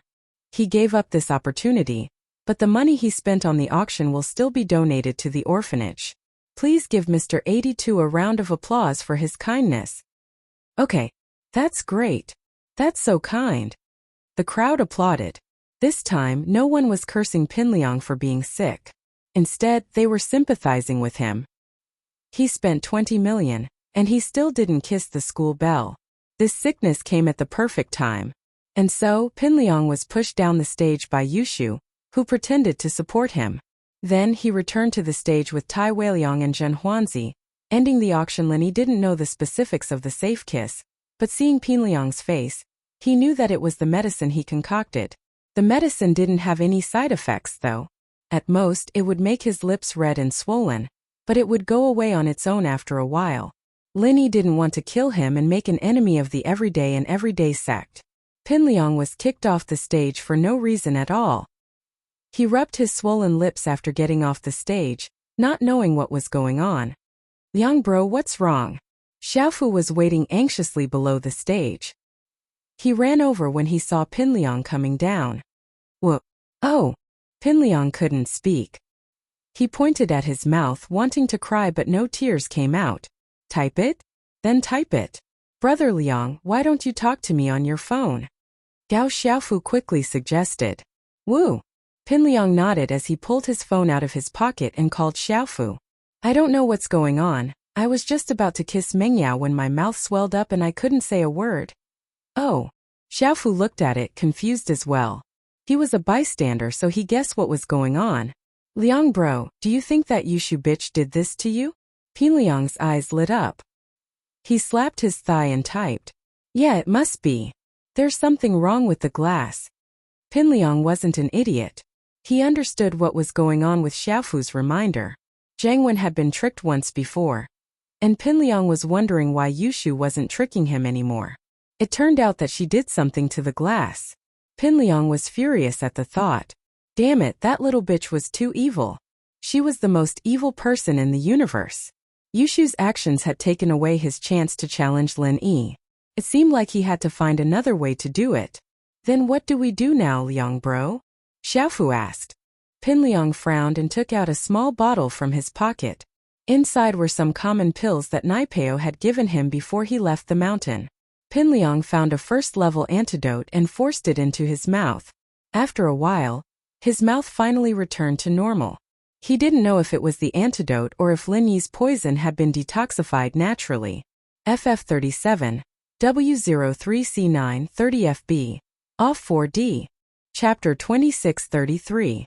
FF37, FF18, XFF33, FF23, OMU 85C0F, 8BF4, 66F4, 65B0, 6700, 5 February, 5C0F, 8BF4, 9605, 8BFB, 7F51. I'm so pissed. Pinliang's mouth could speak now, and he was fuming with rage. Yushu was too evil. She'd set him up for death. What should we do, Liang bro? Should we get revenge? Xiaofu asked carefully. Revenge? Of course we should. Pinliang gritted his teeth. Wait a couple of days when everything's over, and I'll release my centipede to bite her once, knock her out, and scare Linny and the others. Why a couple of days later? Not now. Plus, bite her once, is that just to scare her? Shouldn't we take the chance to beat her up? Xiaofu didn't think it was enough to vent his anger. Idiot, if we beat her up and Linny finds out about this secret, will he still accept my challenge? Pinliang said with a wave of his hand. Plus, what if she wakes up after we beat her up? What if she comes back for revenge? I'm not scared of her if it's a fight, but I'm worried that she'll play dirty tricks on me. Even if I can be with Meng Yao in the future, I'd still have to deal with her every day. We just need to scare her a little. I see. Xiaofu nodded. Let's go, we'll pay for the auction just now. Pinliang wouldn't be able to get away with this money, unless he quit this school and left immediately. But that was impossible. He still had to find a chance to announce his challenge to Lin Yi. Who would he fight if he left now? Plus, if he won the challenge, he'd have to stay at this school as Meng Yao's bodyguard, too. Lin Yi, Yushu, Meng Yao, and Xinyan had just finished the procedures for the auction, and were walking out of the temporary workshop set up by the student union. Buyers and sellers needed to go through the procedures here after the auction, and get their tickets to the ball tomorrow night. As the four of them walked out, Xiaolong, who had just finished his paperwork, walked out as well, stopping Xinyan from leaving. Xinyan. Xiaolong walked over quickly and greeted her. Kong Xiaolong? What's the matter? Xinyan could guess what was going on. She guessed that Xiaolong was here to show off after getting her bracelet. Xinyan, I bought that bracelet. I'm returning it to its rightful owner, Xiaolong said with a smile. The bracelet, it's fine. I'm the one who auctioned it, so I shouldn't take it back. You donated for the kids, so it's only right that you keep it. Xinyan didn't really want to accept Xiaolong's stuff, especially in front of Lin Yi. She didn't know if she was being naive or not. But she didn't want to. She wanted nothing to do with Xiaolong. Haha, you're right, but since you're my fiancé, then what's mine is yours. So just accept it. Xiaolong didn't forget to declare Xinyan's ownership in front of Lin Yi. Xiaolong's words pointed out that Xinyan was his fiancé, and it made Xinyan's heart tighten. She wanted to reject, but she was afraid that Xiaolong would use his status as her fiancé to talk back. She had no choice but to nod. All right then. That's more like it. Xiaolong smiled as he put his hand into his coat pocket. But as soon as he put his hand in, his face changed. He started searching all over his body, and cold sweat started forming on his forehead. The bracelet was gone. Lin Yi, Xinyan, Meng Yao, and Yushu stood in front of Xiaolong, looking at him, searching his pockets. Kong Xiaolong, what are you doing? Where's the bracelet? Yushu was getting impatient. If you want to give it to me, then give it to me. If you don't, then forget it. We still need to eat. Why are you wasting our time? What? The bracelet is gone. I put it in my pocket, why is it gone? Xiaolong was panicking.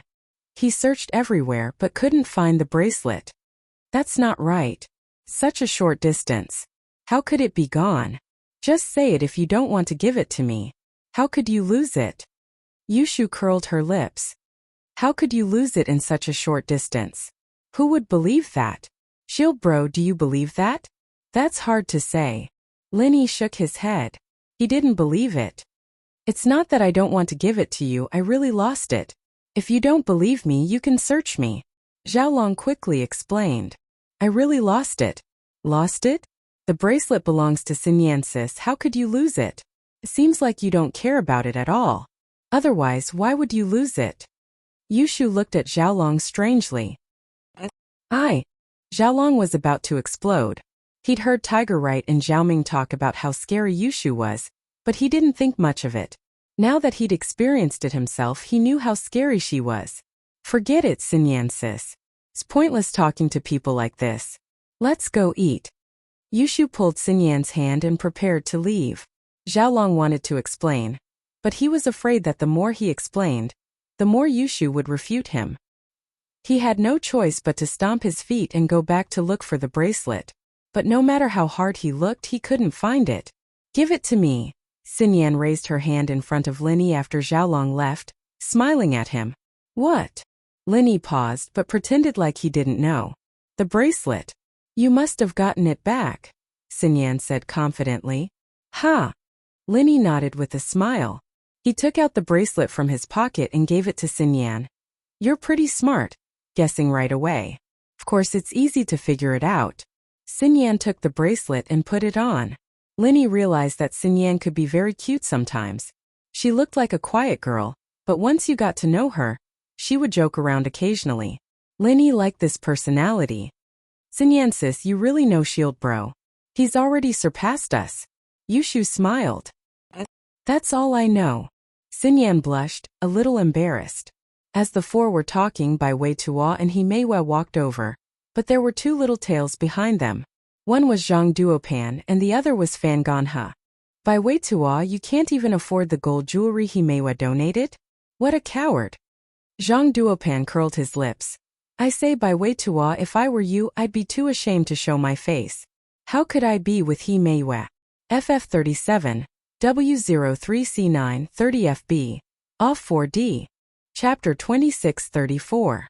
FF37, FF18, XFF33, FF23, OMU 85C0F, 8BF4, 66F4, 65B0, 6700, 5 February, 5C0F, 8BF4, 9605, 8BFB 7F51.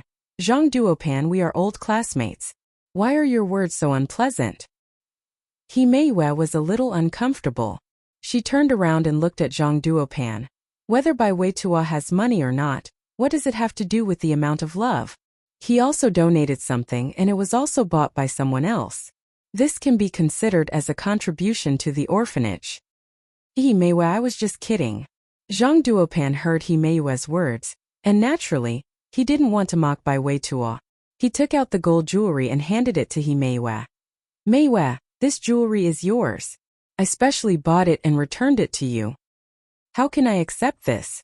I was originally going to donate it, but since you've won it, it's yours now. He Meiwei shook her head and refused Zhang Duopan's kindness. Moreover, this gold jewelry has no commemorative meaning for me.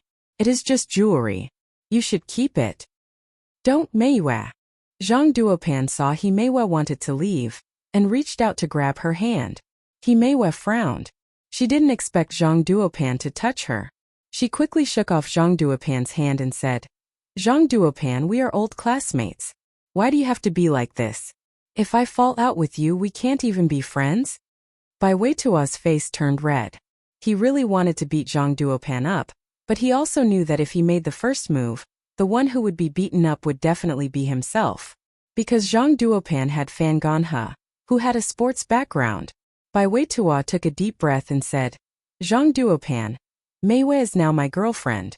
What do you mean by grabbing her? What's wrong with your girlfriend? Aren't you two not married yet? Besides, I just want to return the gold jewelry to Meiwei. There is no other meaning.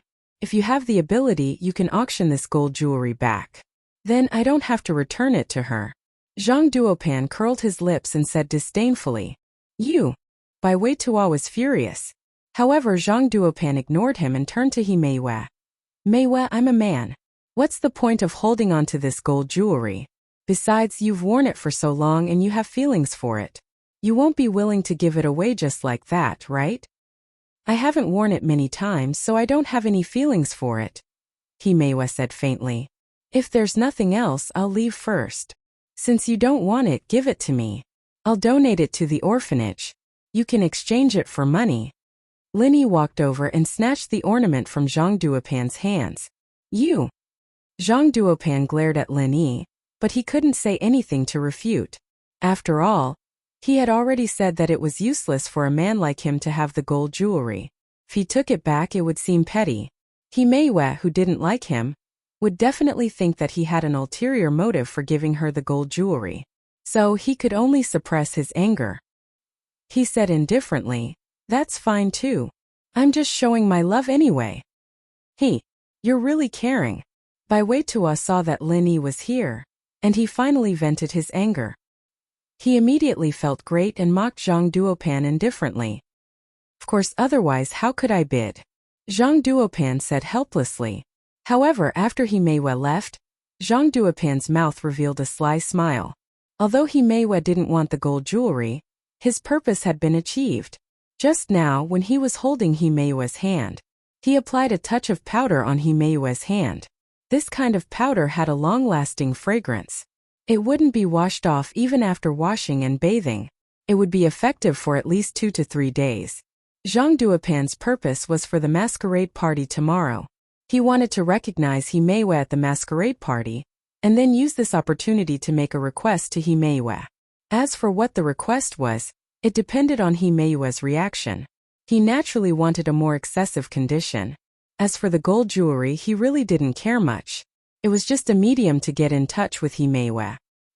His annoyance was just to confuse Bai Weitua and He Meiwei. After Right Coiling Tiger got the tablet, he opened it immediately. However, he didn't know how to use this kind of high-tech product. After a long time, he still couldn't figure it out. In desperation, he searched for tutorials on the internet, and finally found a file called Learning Experience Notes. With an incomparable excitement, Right Coiling Tiger opened the Learning Experience Notes. However, after one look, Right Coiling Tiger's face turned ugly. This was because the experience notes were not the notes of an alchemist at all, but the notes of Boss Bai's medical class. It recorded the content that Boss Bai usually talked about in class. Of course, there were some of Han Jingjing's own understanding and opinions, but they had nothing to do with alchemy. Right Coiling Tiger didn't want to study any medicinal properties, and he didn't want to prescribe medicine. What he wanted most was alchemy, but obviously not. Fuck, I've been tricked again. Right Coiling Tiger gritted his teeth and smashed the tablet on the ground, stomping on it a few times. Master Right, calm down, don't smash it. Let's go interrogate Lin Yi. The blonde quickly stopped him, afraid that Right Coiling Tiger would break the tablet. Interrogate my ass. Pig brain. Right Coiling Tiger said angrily. The auction didn't say that this was the notes of an alchemist. Who am I supposed to go to? I'll be mocked if I go. I was wondering why it was so cheap. I thought I'd gotten a great deal. I didn't think I'd be screwed over. This Lin Yi really isn't a good person. Looks like I'll have to trade with him seriously. That's true. The blonde nodded. He could only blame it on his bad luck. The masquerade party was held on time the next night. Lin Yi wore a male thief mask, Xinyan a pleasant goat mask, Mengyao a pretty goat mask, and Yushu a big wolf mask. Lin Yi and Xinyan entered the party separately from Mengyao and Yushu. Lin Yi didn't want to participate in an event like this after all. He'd rather stay at home and train with Xinyan. But Yushu wanted to participate, and Lin Yi had no choice but to follow them with Xinyan. Lin Yi didn't dance or wander around after entering the party, but he found a corner and sat down. Xinyan, on the other hand, sat not too far from Lin Yi. The two weren't very close, but it was just enough for Lin Yi to smell the fragrance and train. FF37, W03C9 30FB, OFF 4D. Chapter 2635. At the entrance of the ball, Zhao Qibing rushed over and saw Tiger Right waiting for him. He asked anxiously, I say, Master Yu, do you have any ideas? Is Lin Yi here or not? He's here, I saw him just now. Yu Coiling Tiger said as he pulled out a photo from his phone and sent it to Qibing. This is the one. Just use this mask to look for the person. This is Lin Yi. Qibing nodded. Tiger Right had already gotten the image of the mask Lin Yi was wearing from third brother Yu. He stood at the entrance and naturally saw Lin Yi, so he told Zhao Qibing with certainty that Lin Yi was here. Oh, that's good. I'll go in then, are you coming in? Zhao Qibing asked. I'll wait and see. Yu Coiling Tiger wanted to wait for Han Jingjing to see if she attended the ball. If she did, then he would be able to recognize Han Jingjing, and then use this opportunity to ask Han Jingjing for the alchemist's experience notes. He'd sent Huang Mao to stand guard in front of Han Jingjing's villa, so that he'd be the first to know what Han Jingjing was wearing if she were to go out. Unfortunately, Huang Mao had just called, saying that Han Jingjing's car was still parked in front of the villa. Linny, Mingyao, and Yushu were all there, but Han Jingjing wasn't. It went without saying that Han Jingjing wasn't interested in the masquerade ball. As for recognizing Linny, Tiger Right wasn't interested. Although he could ask Linny to give him Han Jingjing's notes, Linny could just say that it was Han Jingjing's, not his, and he couldn't do it. Tiger Right's efforts would be in vain, so he might as well give this chance to Zhao Qibing. After waiting for a while, there was still no news from Blondie. Right Coiling Tiger also left the masquerade party. There was no point in staying here any longer. Pinliang was here as well with Xiaofu in tow. He only had one ticket though, so he couldn't bring anyone in. He wanted to see if there were people who didn't want to go, or if they wanted to sell their tickets. Coincidentally, he bumped into Tiger Right, who was about to leave. Right Coiling Tiger, what are you doing? Pinliang stopped. Coiling Tiger left. Oh, young Master Zhong, what's the matter? Coiling Tiger Right put on a smiling face. He didn't really like Pinliang, but he didn't dare offend the everyday sect. You're not going to the masquerade ball? Pinliang asked. Me? I'm not going. I have something else to do. Right Coiling Tiger shook his head, but he did not explain the real reason. Then where's your ticket? Pinliang quickly asked. What are you doing here? Right Coiling Tiger was taken aback. He took out his admission ticket and asked. Just give it to me if you don't need it. I'm short one anyway. Pinliang said. Oh, alright, I'll give it to you then. Right Coiling Tiger didn't mind as he gave his ticket to Pinliang. Pinliang thanked him and entered the masquerade ball with Xiaofu. Pinliang's target this time was Mingyao. He was tricked by Yushu at the auction, so he couldn't get close to Mingyao. This masquerade ball was a chance he couldn't miss. Of course, he wouldn't make any unreasonable demands on Mingyao. He just wanted Mingyao to agree to go on a date with him. This request wasn't against the law, and it wouldn't put Mingyao in a difficult position either. Mingyao wouldn't be able to reject this request either. Wow! You're Wang Xinyan, I recognize you. The ball had just started, and Yushu pulled Mingyao over to Pleasant Goat excitedly, pointing at her as she said, What's this? Shu, stop messing around. Lin Yi's practicing. Xinyan didn't know whether to laugh or cry. They came together, and they prepared the masks together. Naturally, Yushu would be able to recognize her. I'm not messing around, Xinyan sis. You've been recognized, so you have to agree to a request of mine. Yushu said with a straight face. That's the rule of the masquerade ball. It doesn't say that I can't meet someone I know before. Then, alright, what do you want me to agree to?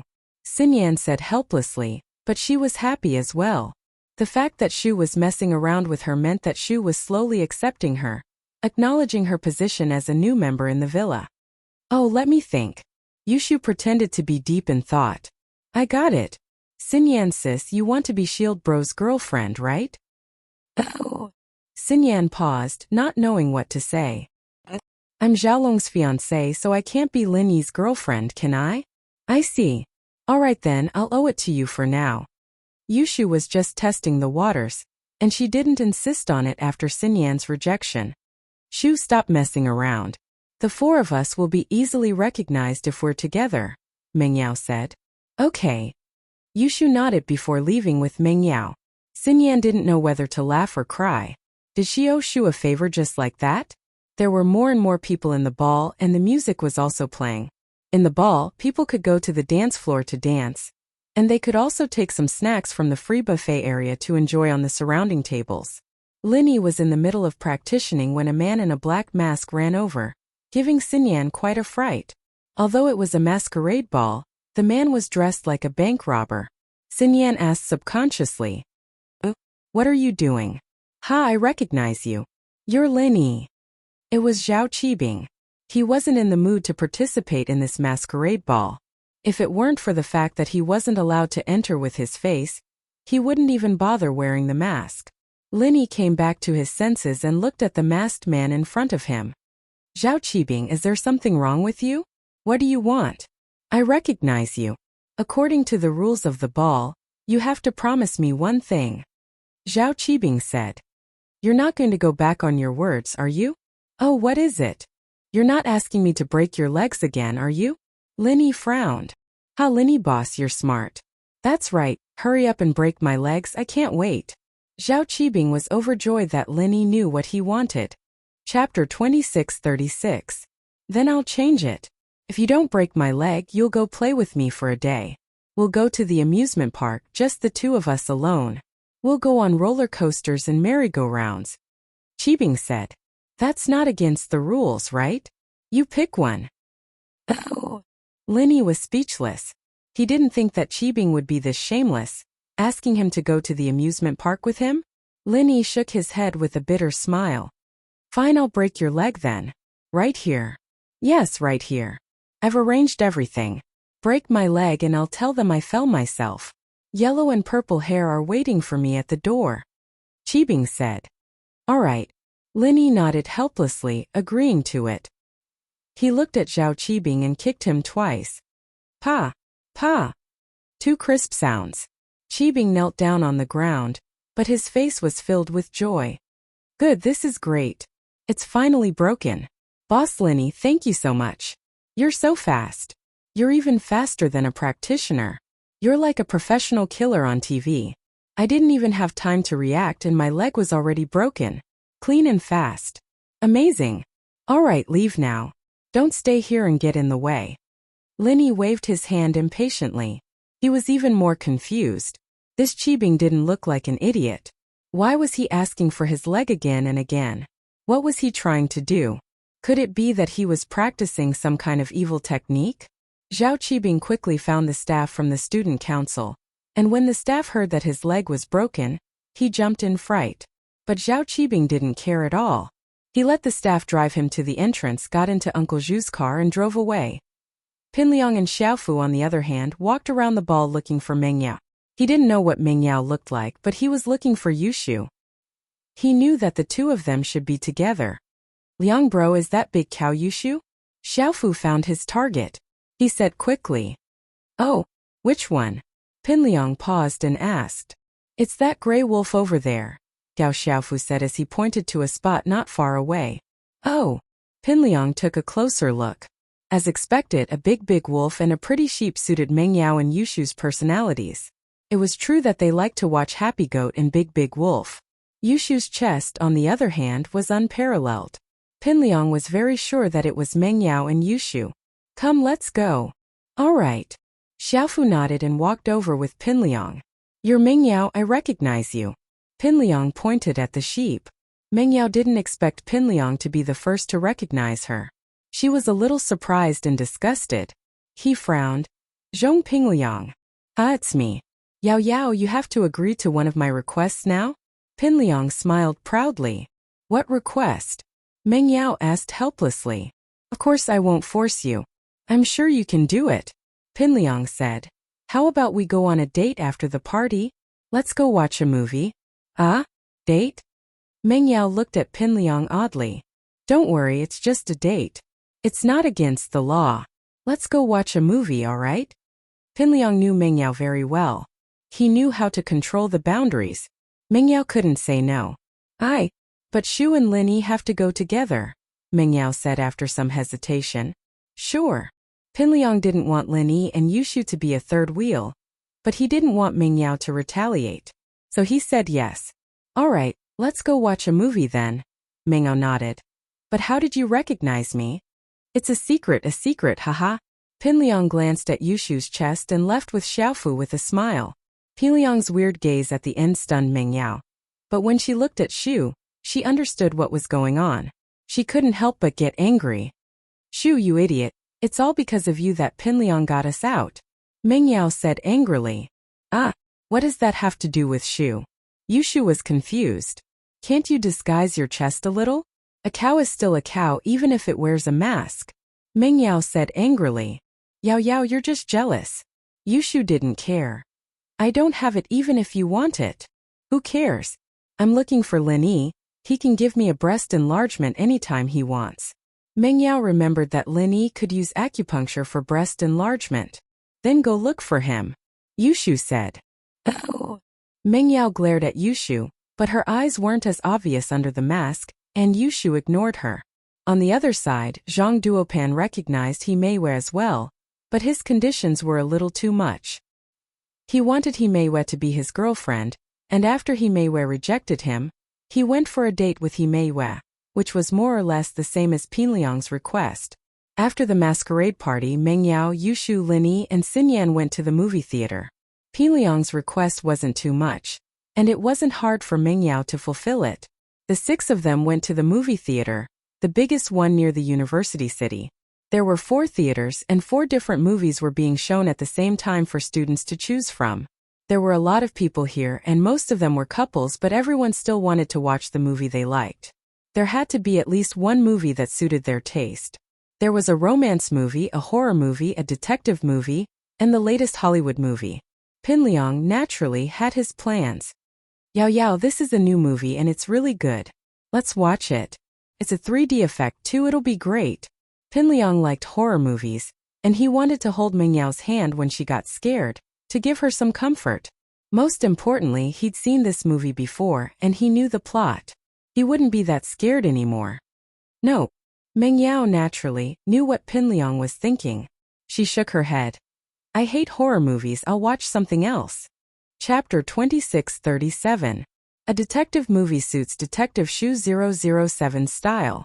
Yushu suggested. A detective movie. That's fine too. Pinliang looked at the introduction of a detective movie. It was quite interesting and he'd watched it before. He could tell Mengyao about the plot later. Since he couldn't watch a horror movie, he'd settle for a detective movie instead. The 6 of them bought movie tickets and walked into the cinema together. There weren't many students who came to this cinema to watch detective movies. Perhaps students liked horror and romance movies, but they weren't very interested in detective movies that were more logical and logical. After all, most of the people who came here were students on dates. Naturally, they wouldn't focus on watching movies. Horror movies and romance movies didn't matter, but detective movies were different. If they missed a plot, they might not be able to understand it. Therefore, most students wouldn't choose it. Linyi and the others arrived just in time. The movie hadn't started yet, and the staff were busy selling popcorn, drinks, and other snacks.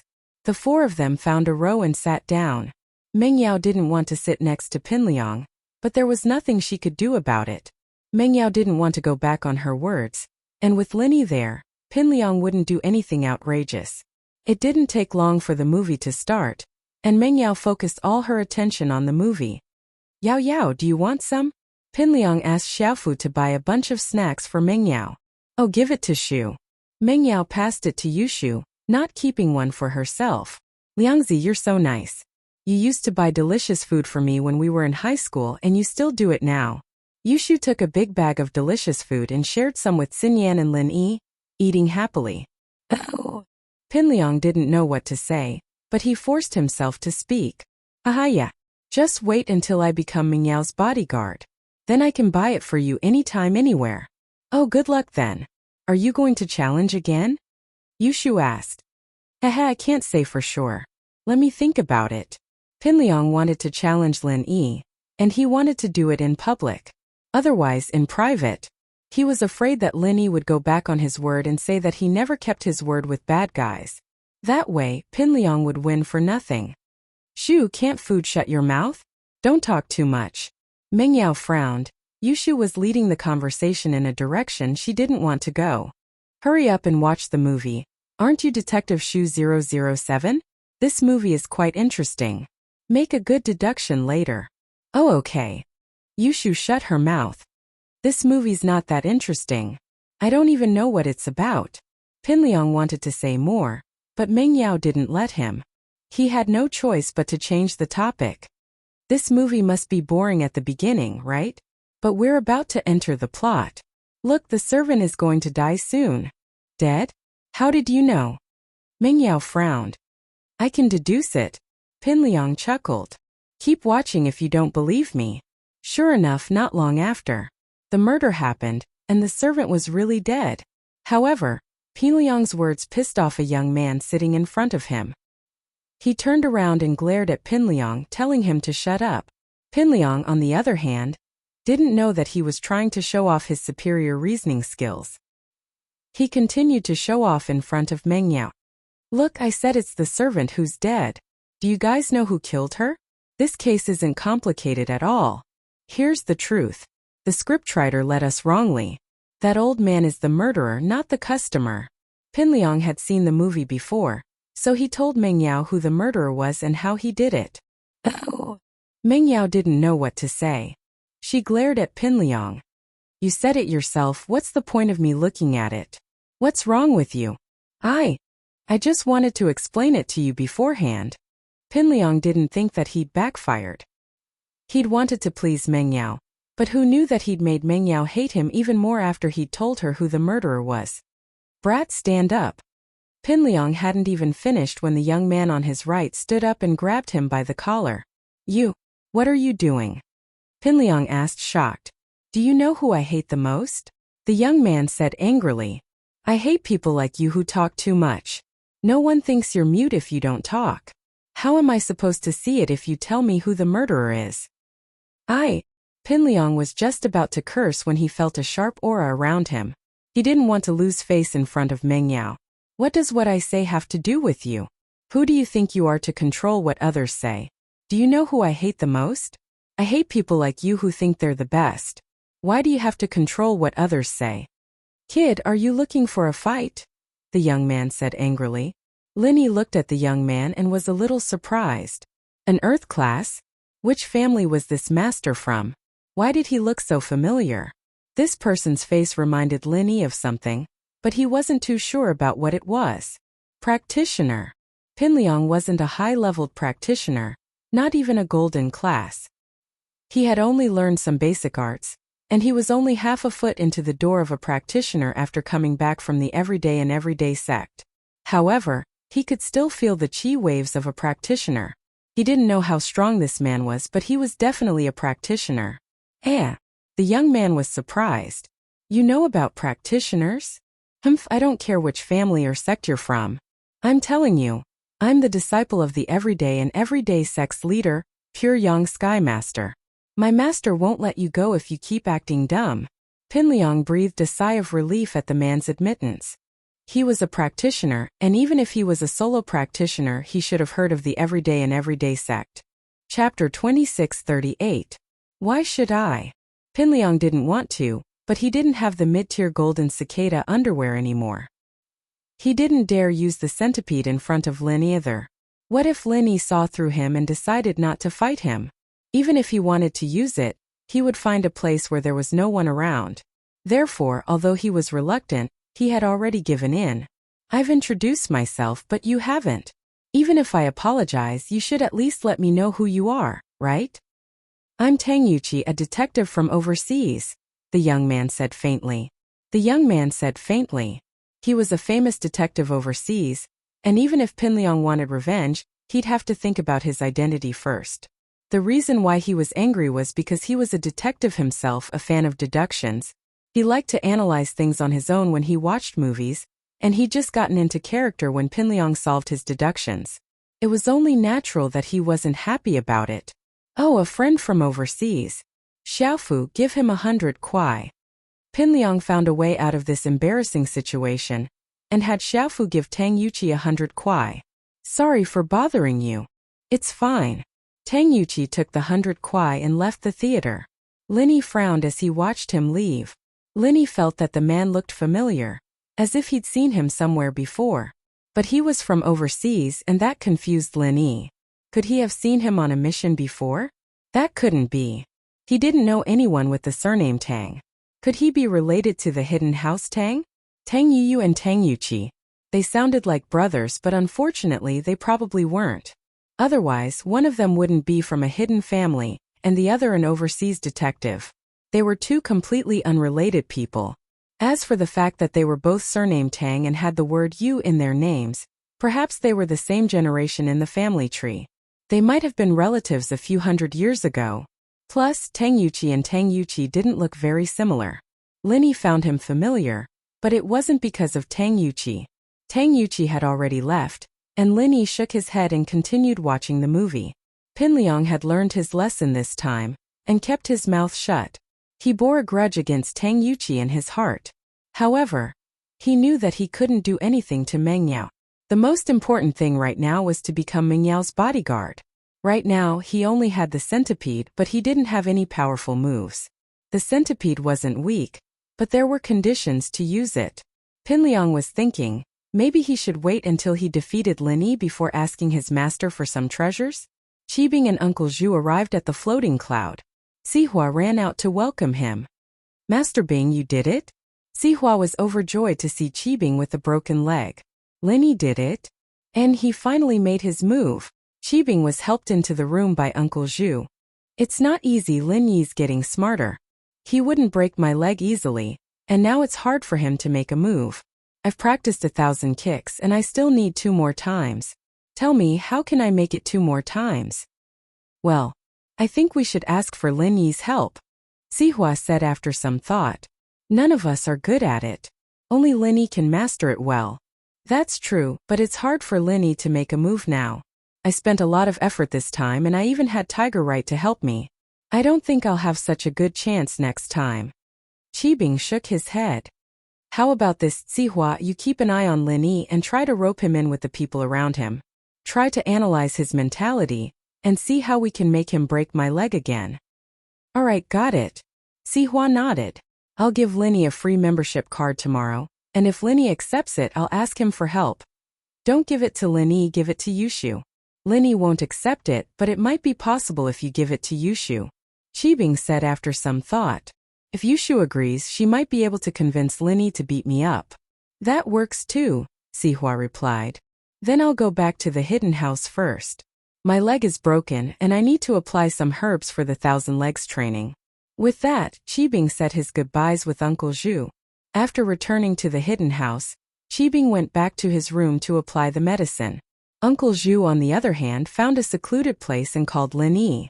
Lin Yi was watching a movie when his phone rang. He took it out and was surprised to see that it was Zhu's second. Hello? Lin Yi lowered his voice and picked up the phone. Boss, it's Zhu's second. I have something important to tell you. Uncle Zhu lowered his voice and said carefully. Oh? What is it? Lin Yi asked. It's like this. You still don't know why Qibing wanted you to break his leg? Uncle Zhu asked. No, you do. Lin Yi was looking for a chance to ask Boss Zhu when Zhu's second called him first. And didn't I recover my strength and break through? So Elder Zhao told me to follow Qibing around.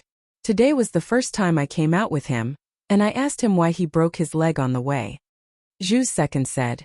Actually, Zhao Qibing's practicing a technique called 1,000 legs, and this technique requires him to break his legs 9 times before he can learn the first form.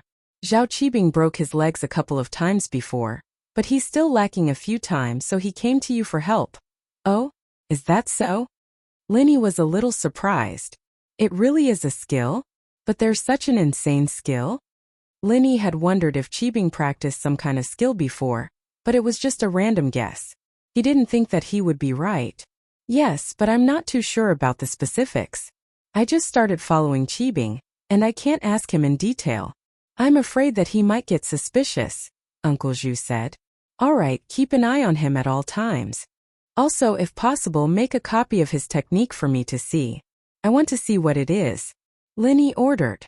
Okay, I'll keep an eye on it, Uncle Zhu replied. However, Uncle Zhu didn't pay attention to Qibing's phone call in his room. He didn't hear it and it almost caused a lot of trouble. Chapter 2639. Qibing took out his phone and realized that it was an unfamiliar number. He hesitated, not wanting to answer it, so he hung up. What he didn't expect was that not long after, another call came in. Hello. Who is it?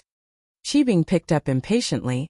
He was about to study his technique, and it was only natural that he wasn't happy to be interrupted. Zhao Qibing? I'm Yushan. A deep male voice came from the other side of the phone. Yushan? Qibing paused. He didn't know many people with the surname Yu, and Yushan seemed to be. He asked uncertainly, You're Yushan from the hidden house, you? That's me, Yushan replied. We met a while ago. Haha, it's Yushan, bro. Qibing looked down on Yushan the cripple, but he was still a disciple of the hidden house Yu.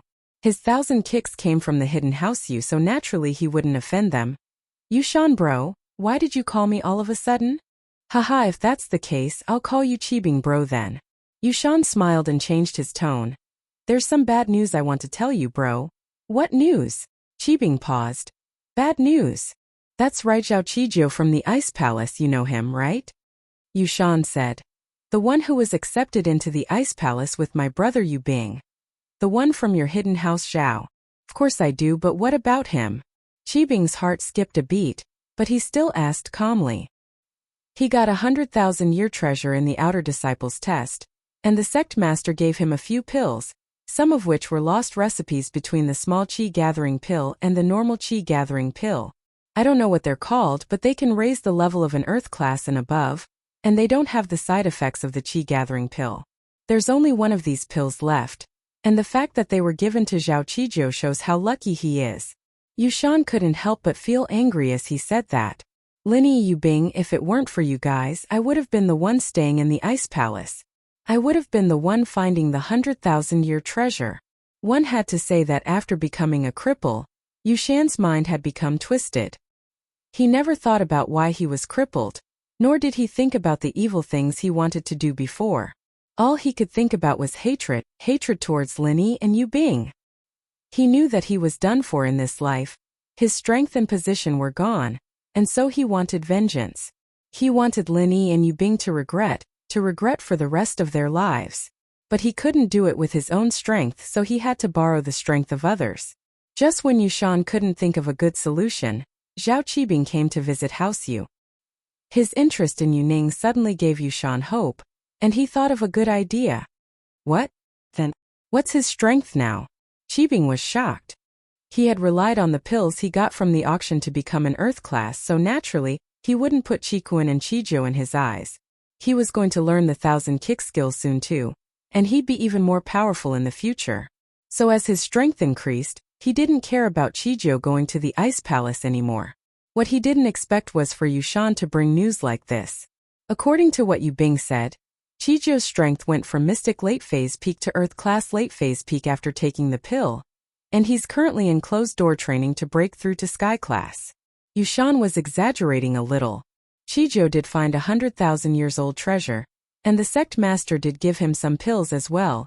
After taking them, he could break through to Earth Class Late Phase Peak.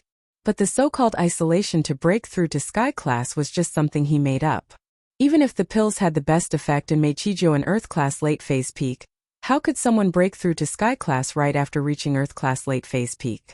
But Zhao Qibing was too worried, and he didn't know how powerful the long-lost elixir was. He was shocked. What? He's breaking through to Sky Class? Doesn't that mean that compared to my grandpa? Qibing was scared. Old Zhao was only a Sky Class early phase, and if Qijiu were to become a Sky Class early phase, then if he still supported Qikuan, there wouldn't be a position for Qibing. That's right, so I told you the moment I got the news. Yushan said, Qibing lil bro, I felt like we were fated to get along that day. And I really want you to take over. I don't want that Zhao Qijiu or Zhao Qikuan to get too powerful. Then, what should I do? Yushan bro, you must have a way to solve this, right? Qibing quickly asked. I don't have a way. Yushan shook his head. Unless you increase your strength as well, there's nothing you can do.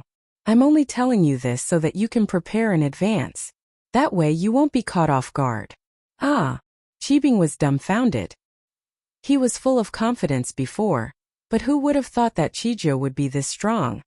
Qibing lil bro, actually I feel that if our hidden house Yu supports you, then even if Qijiu becomes a Sky Class there's nothing to be afraid of. Only then did Yushan say what he wanted to say, but he pretended to be emotional. Our hidden house Yu has 2 Sky Class masters, and one of them is even a Sky Class early phase peak. With Elder Zhao that's 3 Sky Class masters. 3 against 1, can't we beat Zhao Qijiu? That's true, but why would your hidden house Yu support me? Qibing frowned. Unless Yuning can marry me. Otherwise your grandpa and the others wouldn't interfere with House Zhao's business. Yuning, then there's nothing I can do. You can only rely on yourself. Yushan smiled bitterly. Right Yushan bro, you and Yuning are siblings. Do you have any good ideas for me to pursue her? Zhao Qibing's heart skipped a beat as he asked. Chapter 2640. That's true, Qibing nodded. It wasn't just Yushan, it was the same for him as well. But Yuning was different from those girls. She was a girl from a respectable family, so it was impossible for her to throw herself at him. As for forcing herself on him, Qibing's heart suddenly moved. If they really did do it, with House Yu status, They wouldn't announce it publicly for the sake of their status and reputation. Qibing wasn't some nobody, he was the heir of the hidden house Zhao. As long as he was willing to take responsibility, the hidden house you wouldn't say anything, would they? With that thought, Qibing's heart began to stir. Yushan bro, what do you think? If I force myself on Yuning, what would your grandpa's attitude be like? Ah, Qibing bro, it can't be, right? How could you have such a thought? Yushan was shocked, but he was excited that Qibing would fall into his trap. Let me tell you, our hidden house you isn't a normal house. If you do this, things will get out of hand and you'll be in trouble. Trouble? What trouble can there be? You can't kill me, can you? The hidden house you isn't a normal house, and the hidden house Zhao is? Besides, I'm the heir of the hidden house Zhao. As long as I take responsibility for you Ning, it'll be fine, right? Don't wash your dirty linen in public. Getting married as soon as possible is the right thing to do. Qibing didn't think much of it. He felt that Yushan had become a lot more timid after becoming a cripple, and he didn't think things through properly anymore. That seems to make sense. Yushan hesitated for a while and said, but the point is, even if you want to force yourself on her, you won't have the chance. Yuning stays in the hidden house you all the time. Oh, aren't you the spy, Yushan bro? Qibing laughed and probed. He didn't know that he was probing Yushan, but it was Yushan who led him to this topic step by step. Yushan was scared and stuttered. Don't joke around, Qibing bro, I'm a cripple, how can I be the spy? My position in the hidden house you is very low right now, don't drag me down. Haha. Big brother Yushan, how could I harm you? If I really do it with you Ning, then I'll be your brother-in-law. Qibing said. Yushan bro, you have to help me with this. How can I help you? Do you want me to trick you Ning out so that you can force yourself on me? That won't do, really won't do. Yushan shook his head and denied it. But it was one thing for him to deny it, but why did he mention a method to hint at Zhao Qibing? He had to admit that he had ulterior motives. It's very simple. Didn't Big Brother Yushan say it? As long as you find a chance to trick Yuning out, then everything will be solved. Brother Yushan, I beg you, as long as you help me, then I will definitely not forget your kindness in the future as long as I am promoted. Qibing couldn't help but want to complete this plan. What happened to Zhao Qijiu had stimulated him, and he indeed wanted House Yu's help. Besides, he really did like Yuning, so no matter how he looked at it, he wouldn't lose anything. When I become the head of the house, there will be benefits for you. I'm a cripple, what benefits do I need? Yushan smiled bitterly. Brother Qibing, I can't become the head of the house. I'm a cripple, I just want to live the life of a rich young master. I don't want to do those risky things. Don't. Qibing panicked. The desire in his heart was aroused, and if he didn't fulfill it, he wouldn't be able to eat and sleep in peace. Big brother Yushan, although you're a cripple, that doesn't stop you from becoming the external elder of the house. You can take care of House Yu's business in the common world and take care of the family's food. As long as you have power in your hands, you might be able to recover. As far as I know, the third-level pill, Great Recovery Pill, should be able to heal your injuries, right? Your injuries may be serious, but in reality, it's not incurable, right? Third-level Great Recovery Pill? A glimmer of hope flashed in Yushan's eyes, but it quickly dimmed. Not to mention a hidden house, even an ancient sect would have a hard time getting a third-level medicinal pill. What did the hidden house you do? How could they get their hands on a third-level medicinal pill? Besides, even if they got a third-level pill, with his current position in House Yu wouldn't let him use it. Even if there was a sliver of hope, he wouldn't choose to take revenge, he would choose to take the risk. Yushan was injured by Linny when he was still a mystic, and it wasn't that serious. One Great Recovery Pill was enough to heal him. But with House Yu's cold attitude and Elder Yu's disappointment in him, Yushan couldn't see any more hope. He knew that he had been abandoned. Ever since Elder Yu found out the truth, there was no chance for him to recover. It was already good enough that he could live a peaceful life as a rich young master. House Yu had already shown him mercy by not kicking him out of the house. Yeah, it's not like there's no hope, Qibing said. As long as you have the power in House Yu's hands, everything will be fine, right? That's true. Yushan didn't think much of it. But these are all secondary. If you want me to help you, sure. But you have to promise me one thing. What is it? Qibing asked quickly. One day when you're strong enough, you have to help me get rid of Lin Yi. He was the one who injured me and he's the person I hate the most. You have to promise me that you'll help me get revenge, then I'll help you, Yushan said after a pause. Lin Yi? Qibing paused and smiled bitterly. My hatred for him isn't any less than yours, but I'm not his opponent. What I'm saying is that one day when you're strong enough, you have to help me get revenge. If not, I won't force you, Yushan said in his heart. It didn't matter if Lin Yi died or not. He wanted Yu Bing dead the most. Yushan, naturally, knew about what happened between Yuning and Lin Yi, so giving Yuning to Qibing was equivalent to taking revenge on Lin Yi. Yuning's identity was a bit special, and she couldn't lose her virginity.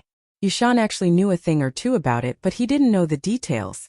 But that didn't stop him from going against House Yu. Chapter 2641. His position in House Yu was no different from the normal disciples. There was no happiness in his life at all. The only thing that kept him going was vengeance. Now that he had his revenge, he was dead. From a practitioner and a competitor for the position of heir to a crippled and abandoned pawn, no one would feel good about this. One day, of course that's not a problem. Qibing breathed out in relief and agreed. He didn't need Yushan to say anything. Even if he didn't, with his strength he wouldn't let Lin Yi go. Alright, I'll take the risk and help you this once, but you can't sell me out after this. You have to take all the responsibility, Yushan said. Alright, no problem. Zhao Qibing agreed without a second thought. After all, he was going to have a showdown with House Yu after forcing himself on them. Instead of dragging Yushan into this, he might as well take the responsibility himself. To him the result was the same, but to Yushan it was definitely harming him. If that's the case, I'll think of something. Let's see if I can ask Yuning out for a walk after 2 days of meals. Then you can bring some men and knock us out, kidnap Yuning, and then you can carry out your plan, Yushan said. Yushan said.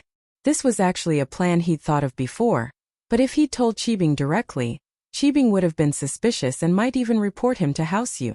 But he slowly brought up the topic from Qijiu, and it didn't seem too sudden at all. In the end, it seemed like Qibing was the one who'd asked for it, and Yushan had no choice but to agree. Alright, let me know in advance. It'll take me 3 hours to get to the hidden House Yu from here. I need to prepare in advance. Qibing nodded. Then what are you preparing for? Why don't you just come over today and wait for me? Yushan said. Alright, I'll be there right away. Qibing quickly replied. After hanging up, Qibing's emotions were surging. This trick was a little despicable, but to him it wasn't dangerous at all. He didn't know that Yuning was the inheritor, and he didn't know how important Yuning was to House Yu in that place. That was why he fell for Yushan's trick and took the bait. If he knew that there was such a powerful force behind Yuning, he would be scared to death. But that was the way of the world. Ignorance was bliss, and Qibing felt that even if Elder Yu wasn't willing, he would still agree to the marriage proposal. He was the future head of the hidden house Zhao, after all, and it wouldn't be a loss for Yuning to marry him. However, Zhao Qibing didn't lose his rationality. After the excitement, he didn't act on his own and went to Elder Zhao's place. Master Bing, are you looking for the old patriarch? Elder Mian smiled as he looked at Qibing. He wasn't as experienced as Elder Bai, and naturally, he couldn't be as arrogant as Elder Bai, supporting whoever he wanted to be the next head of the house. Elder Mian, on the other hand, was trying to please Qibing for his own position. Yes, Elder Mian, is my grandpa here? Qibing nodded. He's here, the old patriarch has just finished his training. Master Bing, you can go in directly, Elder Mian said. Alright, thank you, Elder Mian. Zhao Qibing nodded and entered the courtyard where Elder Zhao practiced. Elder Zhao had just finished his training when he heard the voice outside the door. Qibing, didn't you just break your leg? Why are you still walking around? Oh, I used a small recovery pill, Grandpa, it's fine now, Qibing said. Qibing said, Grandpa, I have something important to ask you. Can you see if it's possible? Oh? What is it? Tell me. Elder Zhao signaled for Qibing to continue. It's like this. Qibing told old Zhao about how Qijiu was lucky enough to find 100,000-year treasure and the elixir, as well as how he wanted to get House Yu's support and forced himself on Yuning. He told old Zhao all about it. What? You're saying that Chijiao is breaking through to Sky Class? Elder Zhao's heart skipped a beat. He didn't think that Chijiao would have something like this. This was completely out of his expectations. At this moment he even regretted treating Qikuan like this.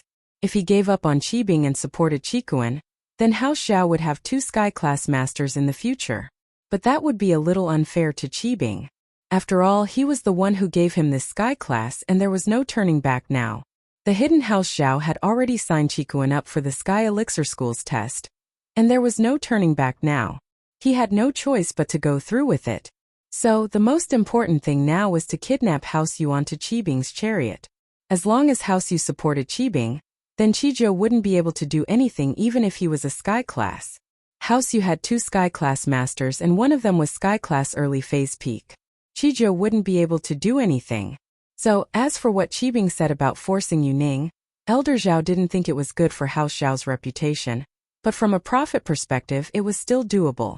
The marriage between Zhao Guangyin and Yu Xiaojin had benefited the Hidden House a lot over the years. The Hidden House didn't have a Sky Class before, and they were at the bottom of the Hidden House hierarchy. They were only slightly stronger than the Hidden House Han. But with House Yu's help, House Zhao's position slowly rose. Although Elder Zhao was a Sky Class now, compared to the Hidden House Yu, House Zhao was still much weaker. Because of the Qi gathering pill, the relationship between House Zhao and House Yu had fallen to a freezing point. If Qibing could get the beauty back, then the 2 houses would be on good terms again, and this was a good thing for House Zhao. The only thing that worried old Zhao was Yu Shan's goal. Old Zhao was a shrewd man and naturally, he didn't believe that Yu Shan would be so kind as to report to Qibing and help him out of the goodness of his heart. It didn't seem realistic. Yu Shan, that's what he told you? I feel like his goal isn't that simple. Elder Zhao said. It's weird that he told you about Chijiao. You don't know him at all, you've only met him once. If it were you, would you do that? Chapter 2642. FF37, FF18, XFF33, FF23, OMU 85C0F, 8BF4, 66F4, 65B0, 6700, 5 February, 5C0F, 8BF4, 9605, 8BFB, 7F51. Oh? You're saying, oh right, Yu Shan is crippled.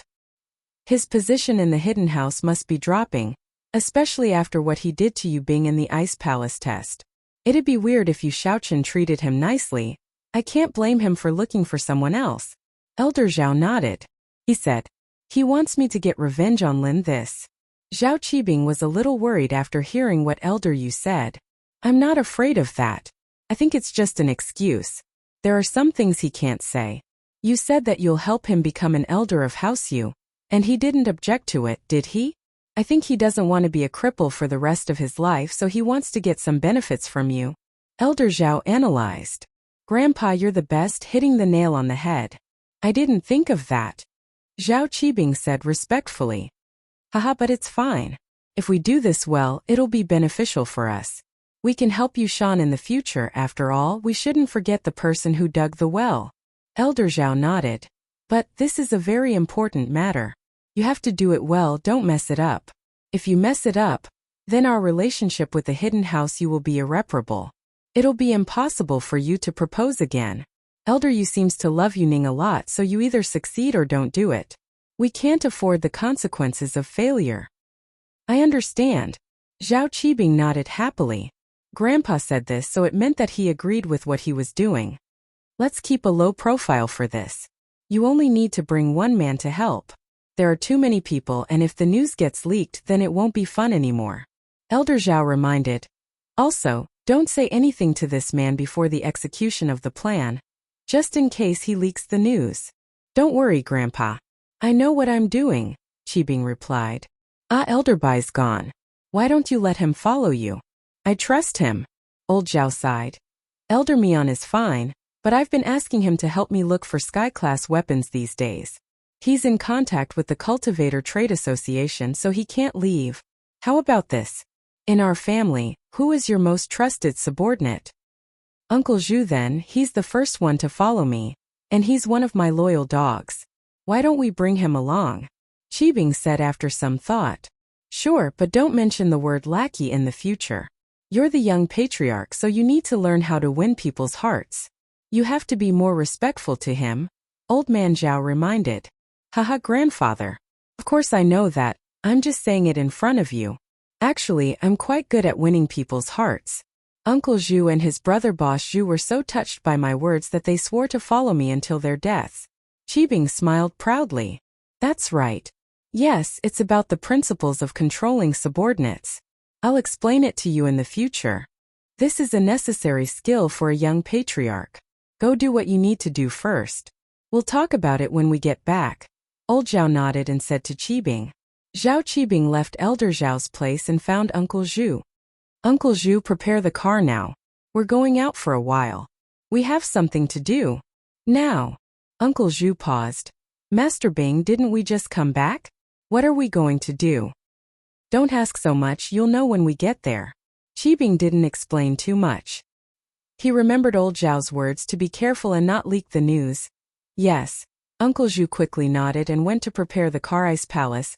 In the outer sect disciple dormitory, there was a most luxurious dormitory. This was where the outer sect disciple with the highest status lived, which was also the head deacon of the outer sect disciples. He was in charge of all the outer sect disciples' training, as well as the distribution of rewards and punishments, as well as the distribution of monthly stipends. Most importantly, the head deacon didn't have to do all the chores of the outer disciples.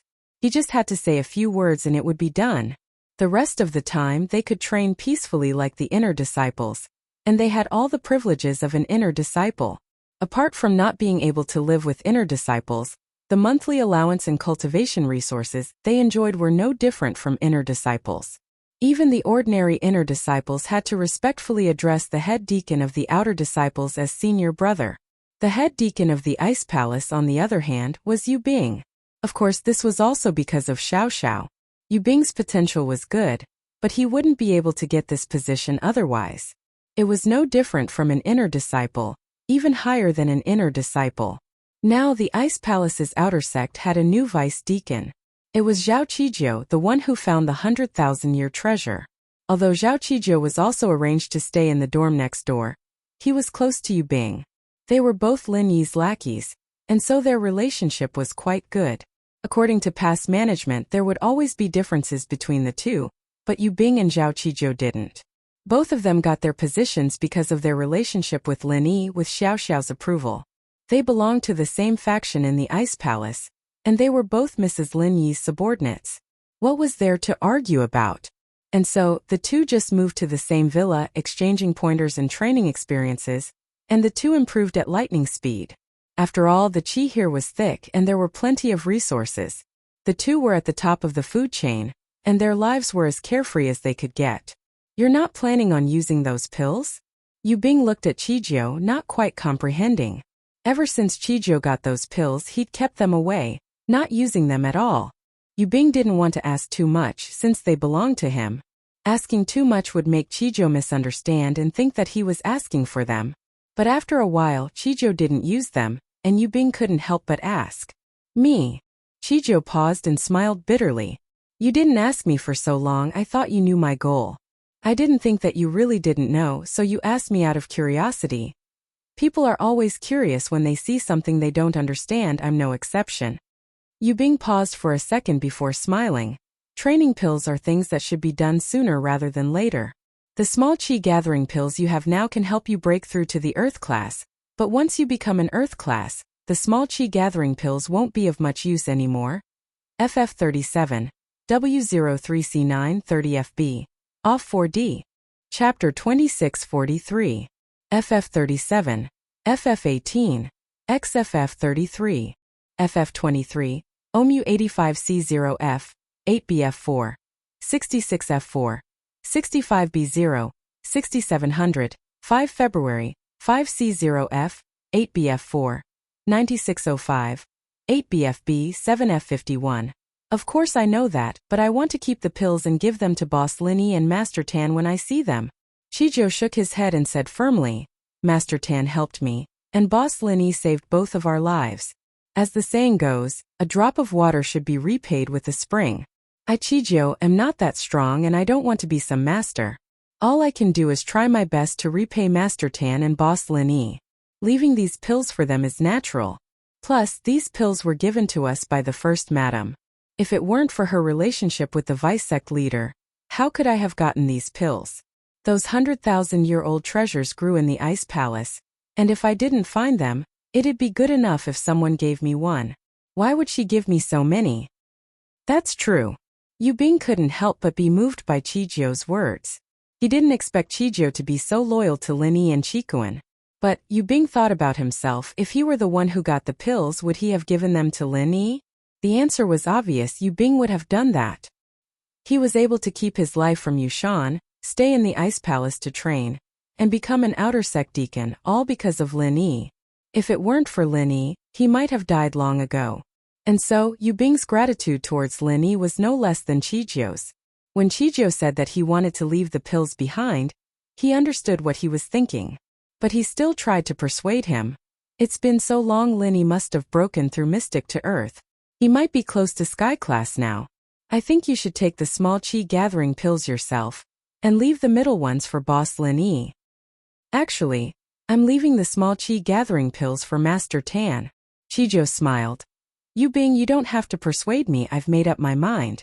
I won't touch these pills. I'd rather train myself. Alright, if that's the case, let's work hard together. Yu Bing nodded. In actuality, Xiao Xiao really wanted to give these pills to Lin Yi directly, but she couldn't. Bing Tang had a promise with Lin Yi. If Lin Yi couldn't make the Ice Heart Jade Bone pill within 2 years, she'd have to accept the inheritance. If Lin Yi could become a Sky Class Late Phase Peak, or a Golden Class Level 3 Alchemist, Bing Tang would become Lin Yi's little wife. So Xiao Xiao couldn't help Lin Yi in the dark, and Bing Tang wouldn't allow it.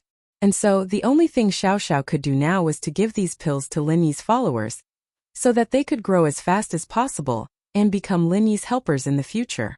What Xiao Xiao didn't expect, however, was that Chijio was this loyal. She was leaving the pills for Lin Yi.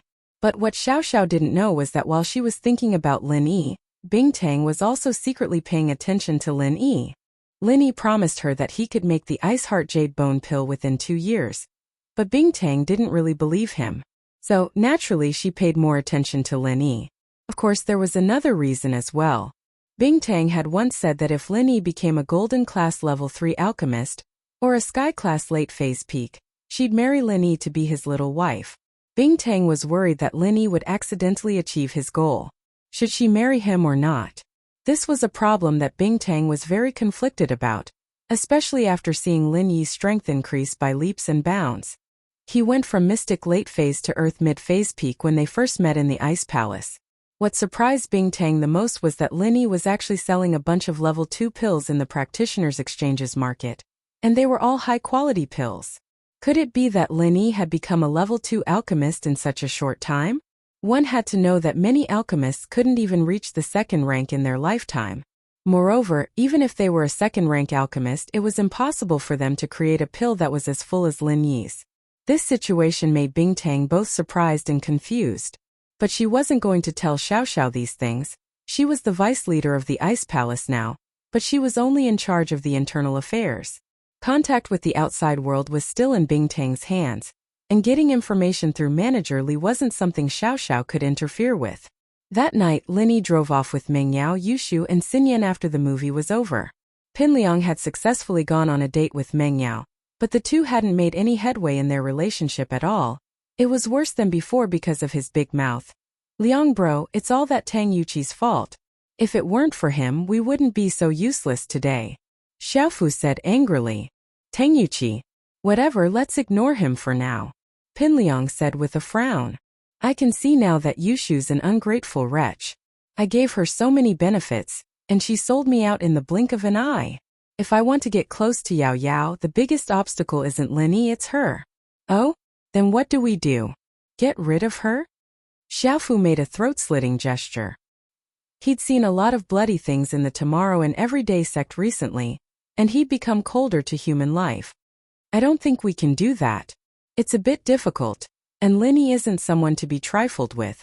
If Yushu were to die out of nowhere, he'd definitely suspect me, Pin Liang said. But in order to make sure that this girl doesn't come and cause trouble for Lin Yi, I'm planning on getting the drunken centipede to bite that Yushu girl before the fight starts. She'll pass out so she won't cause any more trouble. Yeah, that's a good idea. We'll get rid of that girl and cause trouble for Lin Yi at the same time. 2 birds with 1 stone. Xiaofu said in agreement. Then it's settled. Pinliang came up with a plan in a few sentences. Tomorrow morning, I'll go to the school's broadcast room and announce that I'm going to challenge Lin Yi. The school's charity party this time was very successful, and the total amount raised was over 100 million. Of course, Pinliang and Qibing took up the majority of the money. The other bosses and celebrities didn't donate as much. The ones who donated more than 10 million, the ones who donated less than 100,000, and the ones who donated less than 10,000 were very common. The amount of money raised surprised the school. It was a lot more than the previous years. Of course, this was also due to Pinliang and Qibing's efforts. Although no one knew why the two would give such a high price, as long as they had a heart it was fine. If they didn't say anything, no one would ask. FF37, W03C9 30FB, Off 4D. Chapter 2644. FF37, FF18, XFF33, FF23, OMU 85C0F, 8BF4, 66F4, 65B0, 6700, 5 February, 5C0F, 8BF4, 9605, 8BFB, 7F51. The next morning Lin Yi called Yu Xiaoka and told her the good news. However, Lin Yi didn't feel any happiness from Yu Xiaoka's tone. Lin Yi was confused. Yu Xiaoka, are you unhappy? I'm happy, Yu Xiaoka said weakly, but her heart was in a mess. Why did Lin Yi call her for the school's donation money? Did it show that he cared about her? Yu Xiaoka couldn't help but think too much. She couldn't help it. Once she misunderstood Lin Yi, no matter what Lin Yi did, she would think that Lin Yi had special feelings for her. What's wrong? Are you not feeling well? Lin Yi asked with concern. Although Lin Yi's identity was Lin Yi, he was still a male thief. These two identities would overlap in front of Yu Xiaoka, so it was reasonable that Lin Yi showed special care for Yu Xiaoka. I'm fine, I'm fine. Yu Xiaoka was on her period these few days, and she was indeed in a bad mood. But she couldn't tell Lin Yi about this. She didn't think that their relationship was that good. Oh, never mind then. I'll bring the donation over in a few days and visit the orphanage. Lin Yi didn't think too much about it. Don't come, Yu Xiaoka said subconsciously, but after saying it, she felt that she was overreacting. So she quickly changed her words. I mean, how are you going to bring that much money? You can just send it over directly. What if you lose it? Remittance? That's fine, but the charity money is in the school's account for now. The school's finance department gives you a check, so you just need to exchange it at the bank. Let me see, I'll exchange it for you when I'm free, Lin Yi said. Alright, then send the money after you exchange it. I'll send you the orphanage's account in a bit, Yu Xiaoka said. Sure, Lin Yi didn't think much of it. After all, it was troublesome for him to go to Songshan personally. Lin Yi just arrived at the classroom. A familiar male voice came from the loudspeaker in the school broadcasting room. Hello, hello, hello, can you hear me? Whether it was in the classroom, the playground, or the students resting in the dormitory, they were all stunned when they heard this sound. It was rare for the school broadcast to have this kind of sound test.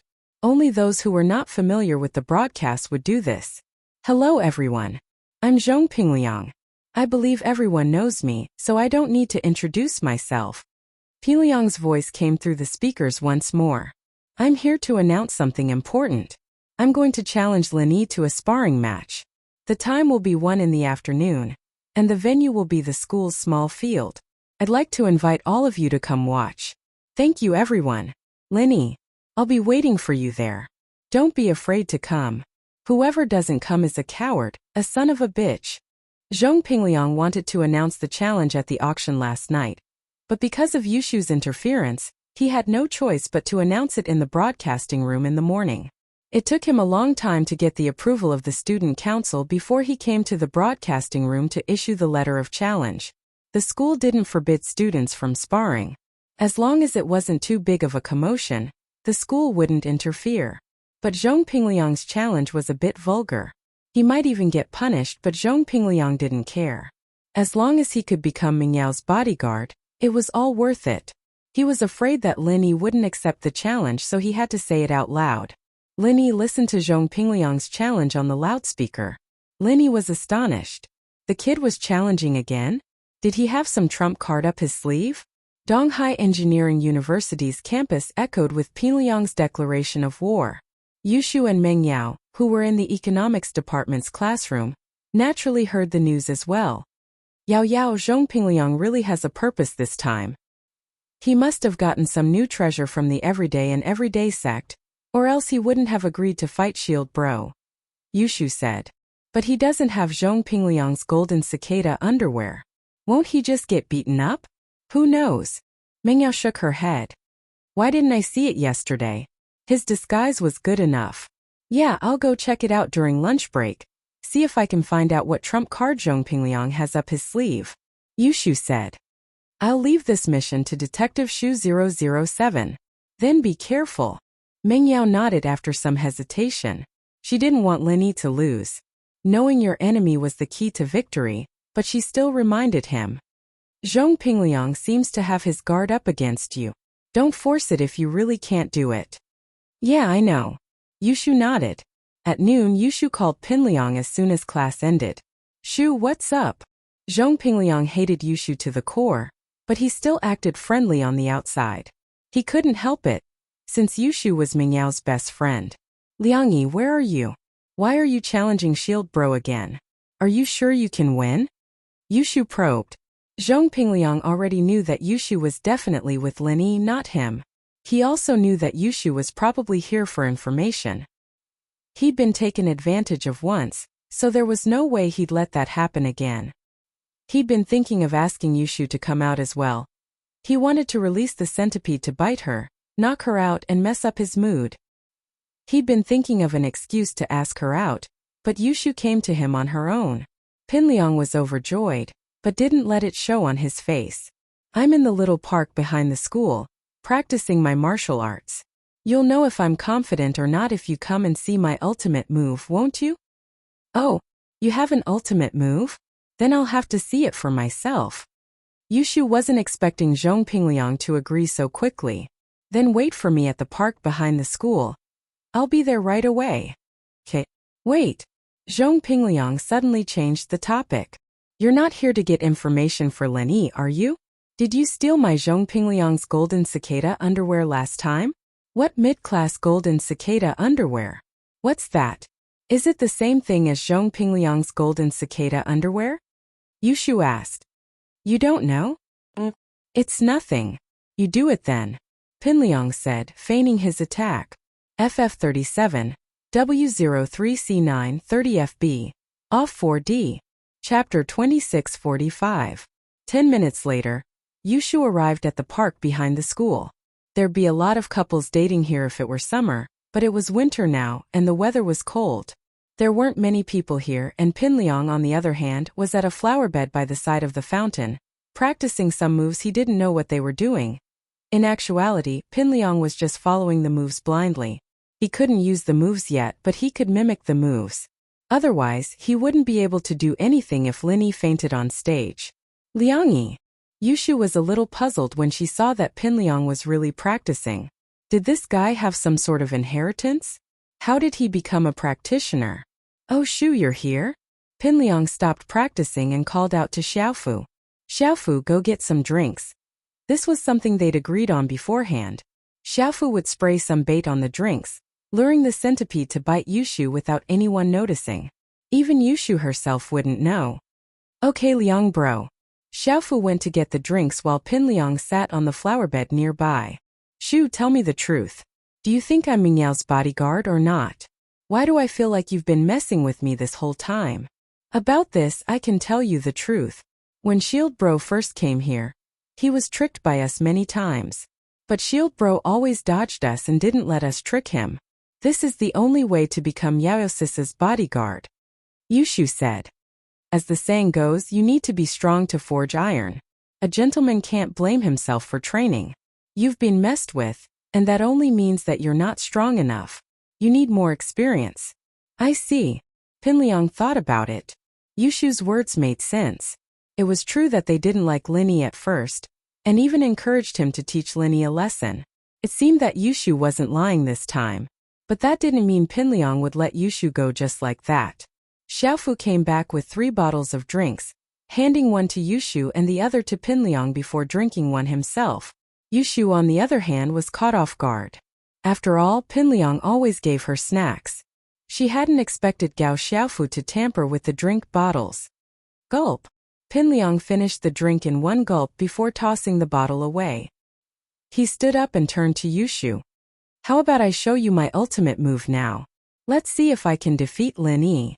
Sure. Yushu nodded and watched as Pinliang started practicing martial arts on the spot. He wasn't activating the martial arts, but Yushu didn't know that. Pinliang was doing it very well. I thought he had just learned this martial technique from somewhere. After a while, Pinliang released the centipede when Yushu wasn't paying attention. The centipede, on the other hand, was looking for a bait when it wasn't being attacked. Yushu wasn't too far away, and the centipede locked onto her in no time at all. The centipede whooshed over to Yushu's side, burrowing into Yushu's pants and biting down. Eh? What's that? Yushu felt a slight pain in her leg. She was about to check it out when a wave of dizziness hit her, and she fainted on the ground. The centipede, on the other hand, quickly retreated from Yushu's pants. It crawled back into Pinliang's sleeve. Haha, this centipede sure is useful. Pinliang was overjoyed at the sight of Yushu fainting. It gave him a boost in confidence. He was full of hope for his match with Lin Yi this afternoon. He turned to Xiaofu. Give me the phone. I'll call Yao Yao and get her to pick Yushu up. Okay. Xiaofu passed the phone to Pinliang. Pinliang had been training, and it wasn't convenient for him to carry his phone with him, so he gave it to Xiaofu for safekeeping. Pinliang dialed Meng Yao's number after taking the phone. Yushu went to find out what was going on, and Meng Yao was waiting for her in the cafeteria. Pinliang's call made her feel uneasy. Hello? Pinliang, what's up? Yao Yao, it's bad. Shu fainted all of a sudden. Pinliang said, panicking. What? Shu fainted? What happened? Meng Yao jumped up from her seat and ran out of the cafeteria, ignoring the food on her table. She ran towards the park behind the school. I don't know. Shu said she wanted to watch me practice, so I showed her. But then she fainted all of a sudden. I didn't dare move around, afraid that it was some kind of acute illness. It'd be bad if I moved. Pinliang said. Liang bro. You. Pinliang was explaining to Meng Yao when Xiaofu interrupted. Xiaofu, don't talk. We'll talk later. Pinliang cut Xiaofu off impatiently before turning to Meng Yao. Yao Yao, come to the park behind the school. Guys and girls shouldn't touch each other. I can't just carry her to the hospital. Okay, I'll be right there. With that, Meng Yao hung up and quickly called Lin Yi, telling him about Shu fainting and telling him to rush to the park behind the school as soon as possible. After hanging up, Pinliang turned to Xiaofu. Xiaofu, what's up? Can't you see that I'm calling Meng Yao? What if we get exposed? No, Liang bro, your sleeves. Xiaofu pointed at Pinliang's sleeves, his expression shocked. What's wrong with my sleeves? Pinliang paused, not understanding. Your sleeve, it's smoking. Xiaofu suddenly yelled. Oh no, your sleeve is on fire. What? Pinliang was shocked to realize that his clothes were smoking, and his sleeves were on fire. This situation gave him a huge fright. What's going on? What's wrong with my sleeve? Why is it on fire? Chapter 2646. Pinliang had no other choice but to jump into the fountain next to the flower bed. It was winter, and even though the fountain was warm, the weather was too cold. The water in the fountain was covered in ice, and Pinliang shivered from the cold as he jumped in. Fortunately, he managed to put out the fire. Pinliang quickly climbed out of the pool and sneezed. What's going on? Why's my body on fire for no reason? Liang bro, the centipede is still in your sleeve. Are you okay? Xiaofu was thinking about the centipede, wondering how it was doing. Yeah, my centipede, Pinliang said, shocked. He remembered that the sleeve that caught on fire was the one with the centipede inside. He didn't know how it was doing. He quickly chanted in beast language to summon the centipede, but the centipede didn't come out. Pinliang was scared out of his wits. He quickly flipped open his sleeve and found the centipede inside. But it wasn't the centipede at all. The centipede had turned into a dried centipede. And even though Pinliang was soaking wet, the centipede was still red and smoking. Pinliang couldn't help but throw the centipede to the ground subconsciously. Why is the centipede smoking? Did it catch on fire? Xiaofu looked at the centipede on the ground, confused. What's going on? Pinliang looked at the centipede on the ground, dumbfounded. This was his trump card against Lin Yi. Now that the centipede had caught on fire and turned into a dried centipede, it was clearly dead. What was he going to do about the match in the afternoon? How did the centipede die? The two were studying it when Mengyao and Lin Yi came running over. Pinliang had no choice but to roll up the dried centipede with his sleeve. His expression was as ugly as it could get. Shu, are you okay? Mengyao ran over and held onto Yushu's hand, calling her name. She was the closest to Shu, even though they were always bickering with each other. But there really was trouble. She was also the most concerned. Yao, don't worry. Let me take a look first. Lin Yi sighed in relief when he saw that Yushu was still breathing. As long as she was still breathing. Yeah. Mengyao knew that there was nothing she could do to help, and so she quickly moved to the side to give Lin Yi space. Lin Yi put his hand on Yushu's pulse, carefully checking her body condition. Mengyao, on the other hand, glared at Pinliang. Pinliang, what's wrong with you? Did you do it? What do you mean I did it? Pinliang said with a sad face. Mengyao looked at him for a long time. She didn't know why he was so sad, but it didn't look like he'd done anything to Shu. How could she know? Pinliang's centipede had turned into a dried-up centipede. Shu seems fine, she just fainted. Her body functions are normal, and her breathing is stable. It doesn't look like she's poisoned. It looks like she fainted after getting drunk, but there's no alcohol in her body. That's weird. Could it be that she's too tired? Lin Yi asked curiously after checking Yushu's condition. Oh, is that so? Mengyao found it strange as well, but Lin Yi said that Yushu was fine. She let out a sigh of relief. That's good. Since she's fine, let's carry her back to the dorms.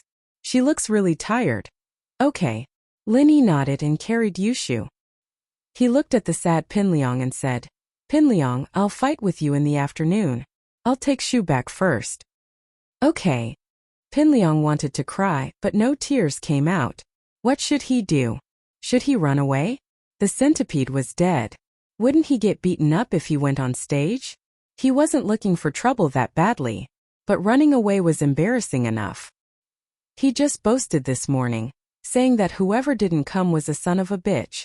Could that son of a bitch be him? Pinliang was helpless, but there was nothing he could do. Liang bro, what do we do? Xiaofu didn't know what to do as well. What else can we do? Run, go back to the everyday sect and hide for a while. How did the centipede catch fire? That's weird. Pinliang had no other choice. He had to run. He'd lose the competition anyway, so he might as well not go. Just like that? Xiaofu paused, but after thinking about it, what else could he do? He nodded. Then let's go back to the dorms and pack up? Yeah, let's go. Pinliang made up his mind. Pinliang had no choice but to run. His centipede was dead, and he didn't have any trump cards he could use against Lin Yi. He could only hurry back to the dorms with Xiaofu, pack up their stuff and leave the dorms quickly. However, the students who saw them didn't think that they'd run away, thinking that they were preparing for the match in the afternoon. Pinliang took advantage of the situation.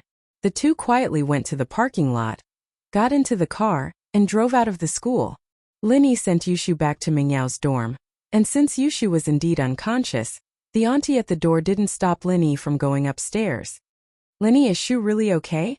Mengyao asked curiously as she looked at the unconscious Yushu on the bed. It's really fine, at least from what I can see. Her body functions are normal, she just fainted. Lin Yi said. She'll wake up in an hour or so if there are no accidents. That's good. Mengyao let out a breath of relief. Have you eaten yet? I haven't. Nope, I'll go buy some.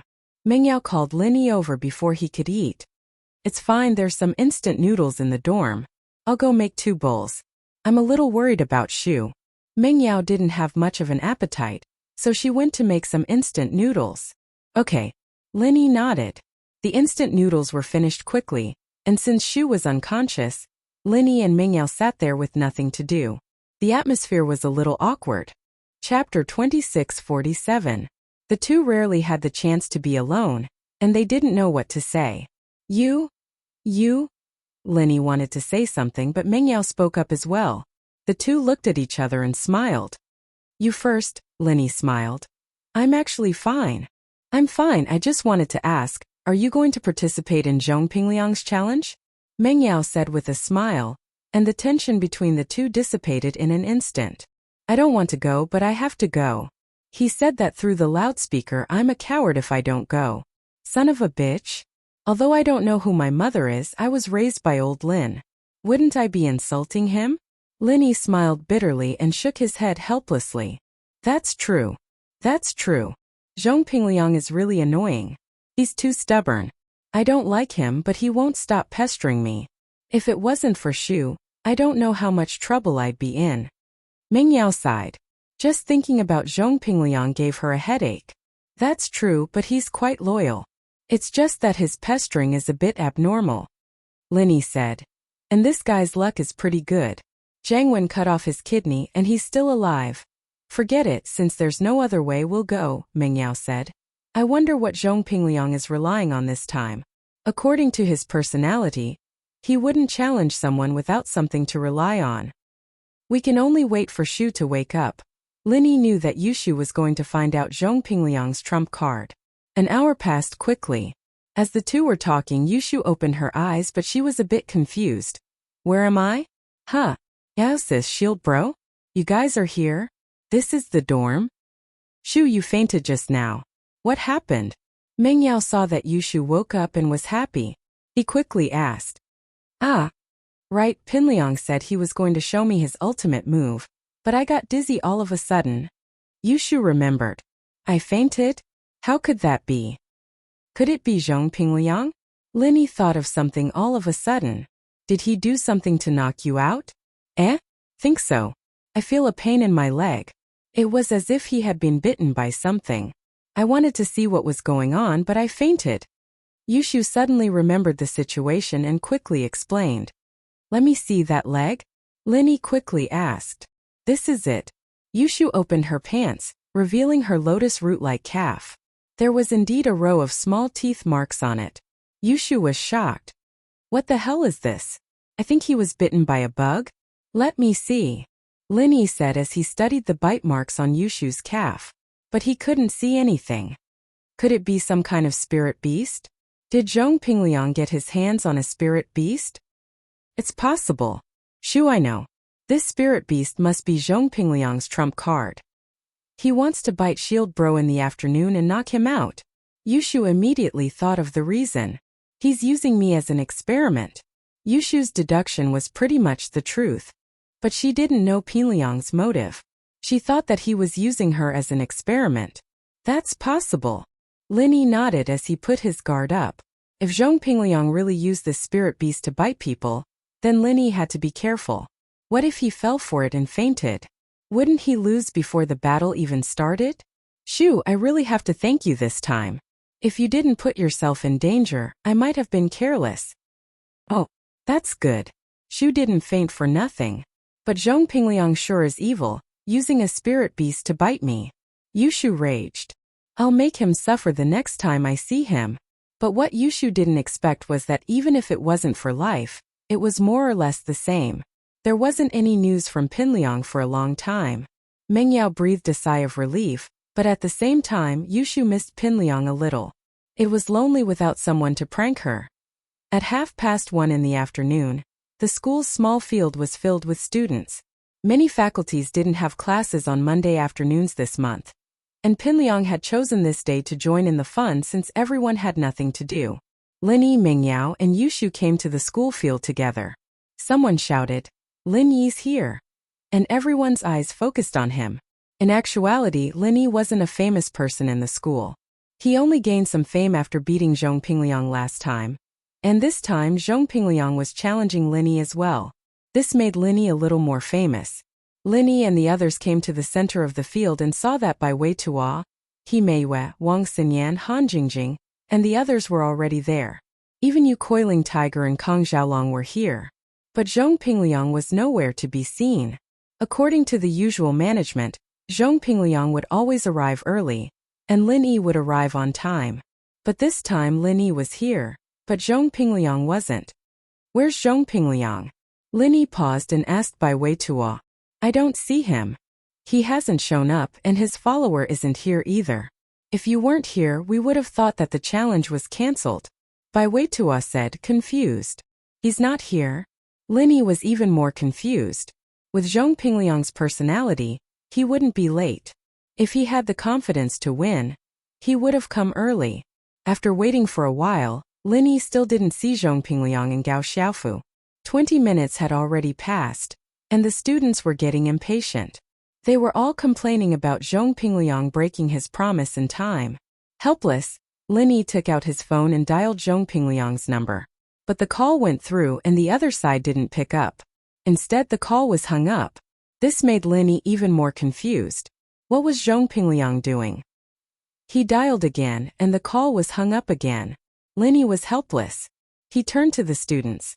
Who's in the same class as Zhong Pingliang? Someone go see if he's in the dorm. Chapter 2648. Pingliang's car is gone too. I went to the parking lot to take a look. Another person said. What? The dorm is gone and the car is gone? He's not even picking up our calls? Is this kid messing with us? A classmate immediately complained after listening to him. Yeah, this guy disappeared after declaring war. Isn't he messing with us?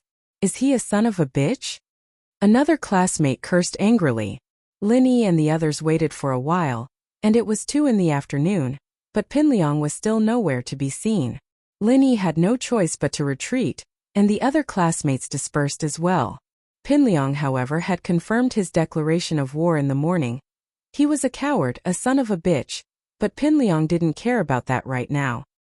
He just wanted to get back to the everyday sect as soon as possible, and ask Master Chunyang what had happened to his centipede. That night, Pingliang finally made it back to the everyday sect. Naipeo was very enthusiastic about Pingliang's return, but Master Chunyang's face darkened when he saw the centipede that had been turned into a dried one. This spirit beast was useless to the everyday sect, but it was still a treasure. If he sold it to a hidden house or a small sect, he'd be able to sell it for a few $100 million, but Pingliang had turned it into nothing. Of course, if it had just been the 100 drunken centipede, Heavenly Venerable Pure Yang wouldn't have been so angry. The key was that the mid-grade golden cicada undergarment and the black iron staff had both been lost by Zhong Pingliang. How could Master Chunyang be happy about this? You're saying that after this centipede bit that girl called Yushu, it started emitting smoke and became a dried centipede? Pure Yang looked at the dried centipede in his hand in disbelief as he asked with a dark expression on his face. Yeah, it seems like the centipede didn't come into contact with anything after that. That's it. Pingliang nodded after some thought. Bullshit. This isn't the first time this centipede has bitten someone. At most it doesn't have any effect. I've never heard of a centipede emitting smoke. Pure Yang was furious. He felt that Pingliang was lying through his teeth. Master. I'm not lying, it's really like that. Pingliang said bitterly. He carefully said with a smile. I think you're lying through your teeth. Emperor Pure Yang slapped the table and said. Was it caused by Lin Yi? Master, calm down, I don't think Liang Bro's lying. That Yushu girl's a little weird. She might have smeared some poison on her body. Naipeo quickly tried to help out upon seeing his master's anger. Oh, is that so? Pure Yang frowned, but Naipeo was his beloved disciple, so he said that. Only then did he calm down a little and pick up the centipede again. After a while, he couldn't help but exclaim in surprise.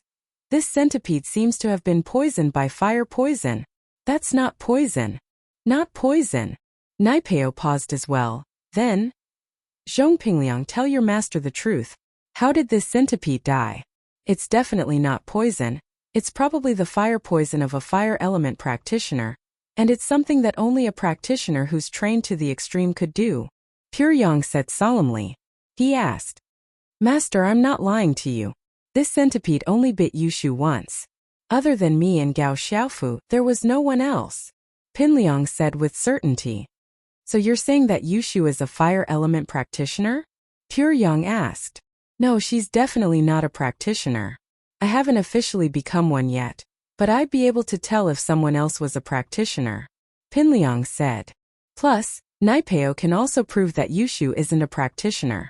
Naipeo can prove that Yushu isn't a practitioner too. We've been in school together for 3 years. I know what kind of person she is. She's not a practitioner. Pure Yang didn't seem to believe Pinliang's words, but he suddenly thought of something and his expression changed. Wait for me, I have something to confirm. Yes, master. Pinliang and Gao Xiaofu didn't dare say much and nodded. Heavenly Venerate Pure Yang quickly returned to his residence and made a phone call. Soon, the voice of the Xianqian ancestor came through the phone. Pure Yang. Xianqian ancestor, it's me. Pure Yang didn't waste any time and said hurriedly, I have something to confirm with you. There's a person called Yushu in Donghai City. Do you know her? Why you want to touch her? The Xianqian ancestor's tone suddenly changed. You can't touch this person. She's a pawn in my plan. No matter what grudge you have with her, you have to put it down first. Do you hear me? Xianqian ancestor, I have no grudge with her. Don't worry. Pure Yang heard the Xianqian ancestor's tone and felt extremely aggrieved, but he had to be very respectful to him. The Five Elements sect and the Everyday and Sun sect were both primordial sects 1,000 years ago, but both sects declined and were eliminated from the ranks of the primordial sections. When the other primordial sects moved to Heaven Island, they were excluded. In the past 1,000 years, the Five Elements sect and the Everyday and Sun sect had planned to return to Heaven Island and return to the level of the primordial sections. However, the Five Elements sect became more and more powerful, while the Everyday and Sun sect declined. As a result, the Everyday and Sun sect, which used to be on an equal footing with the Five Elements sect, was reduced to an existence similar to the primordial sections. From a cooperative relationship with the Five Elements sect, it became almost a subsidiary relationship. However, Pure Yang couldn't do anything. After all, the Xianqian ancestor was not only a generation older than him, but the Everyday and Sun sect really didn't have many powerful people. Other than Guangyo Ancestral Master, who had been in seclusion for a long time, the most powerful person was him, Pure Yang, but even he was not a match for the Xianqian ancestor. This was also because of an accident that happened more than 10 years ago. Two extreme external masters forcibly took away Guangyo Ancestral Master's senior brother, Guanglong Ancestral Master, and killed the second senior brother, Guangpong Ancestral Master. This greatly damaged the strength of the Everyday and Sun sect. On the other hand, the Five Elements sect had always been low-key, especially during the period when the Xianqian ancestor was in charge. It was so low-key that the outside world even thought that the Xianqian ancestor, an alchemist, was an independent cultivator. Chapter 2649. Only a few heads of the ancient sects knew about this secret. The rest of the sects didn't know about it. This also allowed the Five Elements sect to luckily escape the calamity of that year and preserve their strength. And that's for the best. The Xianqian ancestor nodded and said, How's your disciple Zhang Naipeo's chrysanthemum arts? What level is he at? He's at the 2nd level now. He hasn't reached perfection yet. Pure Yang said. Only the 2nd level, we need to hurry. He'll be one of the most important chess pieces. The Xianqian ancestor said. Don't worry, Elder Xianqian. Zhang Naipeo's training speed is very fast, and this plan isn't just your sects. We, the Everyday and Everyday sect, have been waiting for this moment for a long time. In order to return to the Archean plane, Pure Yang could only bow and kneel before the Five Elements sect. That's good. I'll hang up first if there's nothing else. Don't mention Yushu to anyone. The Xianqian ancestor said. Okay. Pure Yang Tianzuan hung up the phone. This time he believed Zhong Pingliang's words. However, he was also cursing Pingliang's bad luck. He could have used the centipede to bite anyone, but he had to bite Yushu, a fire inheritor. Although the Xianqian ancestor didn't say it clearly, Pure Yang Sky Master had already guessed it.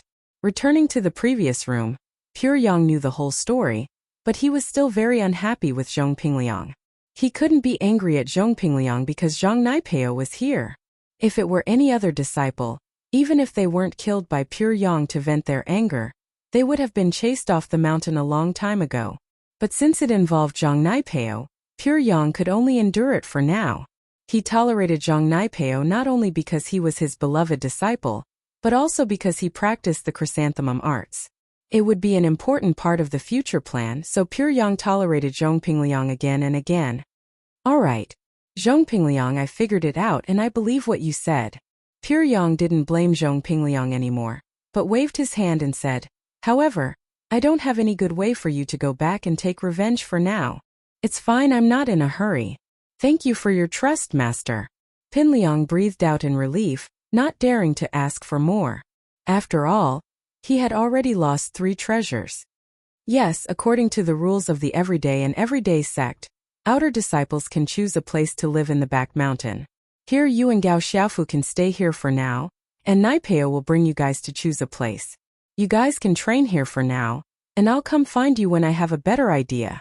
Pure Yang couldn't be bothered with Pingliang any longer, and sent him to the back mountain. Letting him go to the back mountain to train on his own wouldn't make Naipeo feel bad. Out of sight, out of mind. However, Zhong Pingliang didn't know what Master Chunyang was thinking. He quickly thanked him. Thank you, master. I'll stay here and cultivate then. Pingliang didn't dare go back to school for a while. He'd boasted before, but he didn't have the guts to challenge them. Wasn't he just a coward and a son of a bitch? Pingliang would definitely be cursed at when he got back. As a result, he decided to wait for the matter to die down first. Liang bro, what do you think of these houses? Naipeo brought Pingliang and Xiaofu to the back mountain. He said apologetically, the ones with nice views are all taken by the more experienced outer disciples. You're a latecomer, Liang bro. I can use my authority to find you a good place, but that'll have to wait until after the new year when the resources are redistributed. You'll have to make do with it for the next 2 months. It's fine, Pingliang said with a wave of his hand. I think this place is fine. It's quiet and no one's bothering us. The outer disciples wake up early to train in those crowded places, especially the physical practitioners. They're always making noises all day, disturbing my sleep. That's true. Naipeo nodded. My house is in the inner sect. If it weren't for the sect rules, you guys could live with me, Liang bro. My place is really big and I can't use it all by myself. Haha, pal. I'm very happy that you're willing. Pingliang patted Naipeo on the shoulder. The best decision I've ever made in my life was taking you in as my follower. I can see that if it weren't for you, Master wouldn't even care about me, let alone give me the mystic treasure to fight Lin Yi. I even broke the mystic treasure, and he didn't even blame me for it. It's all because of you, Naipeo said with a smile. Naipeo's eyes lit up. Liang bro, don't say that. When I was in trouble, it was you who helped me out, Liang bro. My family would have been dead a long time ago, and I wouldn't be able to train here in peace. Naipeo shook his head. Liang bro, just stay here for now. When the time comes, I'll see if I can get you another mystic treasure so you can go back and teach Lin Yi a lesson. Alright, there's no rush. I'm very happy that you're willing. Pingliang was overjoyed. Donghai Industry University. Pingliang and Gao Xiaofu were nowhere to be seen even after school ended. The two had disappeared just like that, and the challenge had turned into a farce. What confused Lin Yi, however, was that Pingliang clearly had a trump card. So why did he give up on the challenge all of a sudden? Could it be that his spirit beast was broken? Or could it be that it could only be used once and wouldn't work after that? Of course, Lin Yi never would have thought that Pingliang's spirit beast would turn into a dried centipede, poisoned by Yushu's fire. Shield bro, Pingliang really didn't come. Yushu's leg had healed completely, and there were no side effects. She was just as confused as Lin Yi was, however, as to why Pingliang didn't come, and why was there no news from him at all. I'm not sure, who knows what he's doing. But he's the one who stood me up, so it's not my fault. Lin Yi shook his head, started the car, and drove towards the Shuashang district. What Lin Yi didn't expect was that there was someone standing in front of his villa, pacing back and forth. He didn't know what he was up to, but if it weren't for the familiarity of the silhouette, Lin Yi would have thought it was a thief with bad intentions.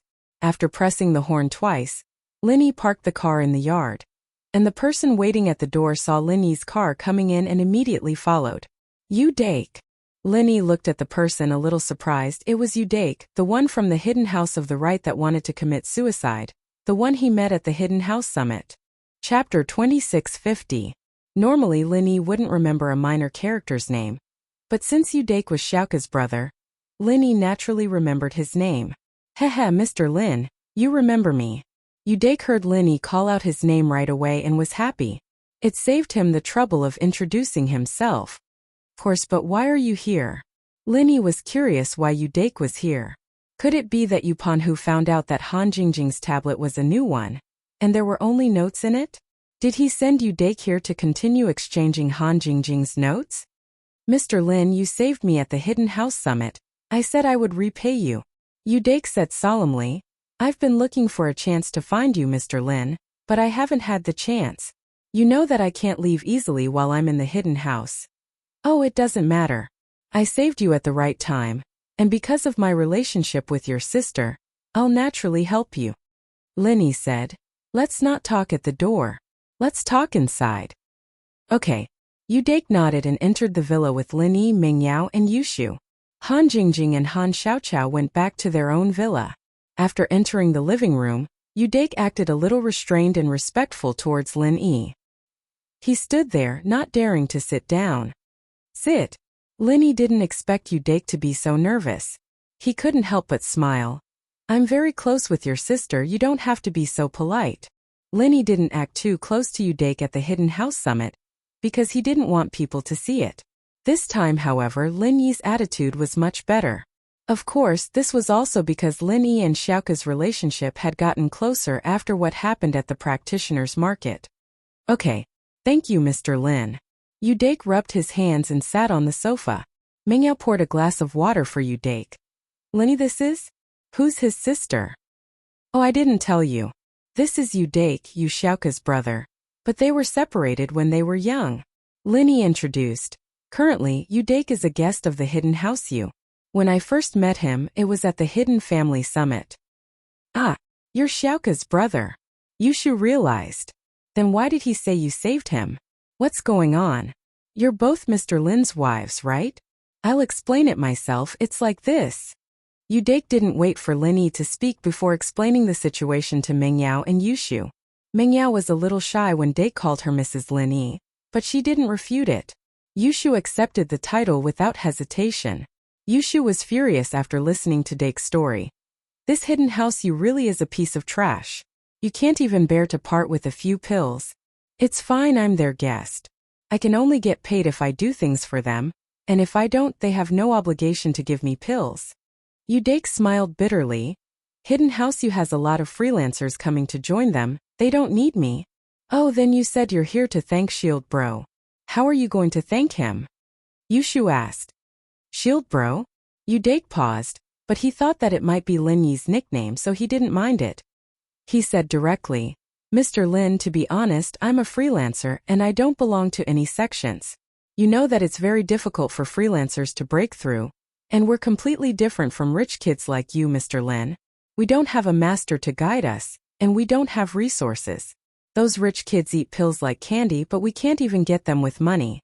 We can only figure out things we don't understand on our own, and we don't have a master to protect us when we break through, so everything is so difficult. Ugh. Wait. Let me say this first. I'm also a freelancer. Linny shook his head with a bitter smile. In the eyes of outsiders, he was a rich kid? What a joke, but thinking about the strength and speed Linny was showing now, it was normal for people to misunderstand. In fact, Linny knew that what Udake was talking about was exactly what he had been suffering all these years. Sometimes when he saw Zhao Qibing suddenly become an Earth-class master, Linny really envied him. Although relying on pills to increase strength wasn't stable, if he didn't do proper training and support, he wouldn't be a match for those practitioners who leveled up step by step. First of all, there was a huge difference in battle experience. Comparing the two, it was like comparing two people with the same weight. One was fat, the other was muscular, and the two's combat ability was like heaven and earth. So even though Zhao Qibing had a body full of strength, he was like a person who didn't turn fat into muscle. His combat ability was far from the level of an Earth-class master, but this incredible speed of training still made Linny envious. Although Linny had two masters, both of them didn't teach him anything about training. One taught him assassination methods and the butterfly microsteps, which was comparable to the speed of a sky-class master, and the other taught him medicine and helped him train his physique. But in terms of training, Linny still had to find his way forward by himself. The only person who knew a little bit could guide him was Jiao Yazi Jiao Lao, who could be considered as half a master. Moreover, he was a person with incomplete memories and he didn't know anything. This made Linny feel incomparable pain. It could be said that Lin Yi's achievement today was completely based on his own hard work. Although he was famous in front of others and could intimidate the sky-class masters, but how could others know the hardships he went through when he trained behind the scenes? 1 minute in front of the stage, 10 years of hard work behind the stage. Now Linny wasn't afraid to announce his identity as a freelancer because Linny was gradually gaining control of the noble houses, and in the hidden noble houses, Linny was also faintly dominating them. The only thing left was the ancient level. At this level, there was no meaning in pretending to have a mysterious background. Your strength was there, no use in pretending unless you really had a master behind you who could really show up. Ah? Mr. Lin is also a freelancer? Udake looked at Linny in shock. His eyes were filled with disbelief. Haha, of course. Linny smiled and nodded.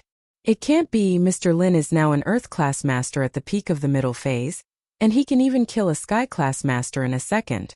How can he be a freelancer?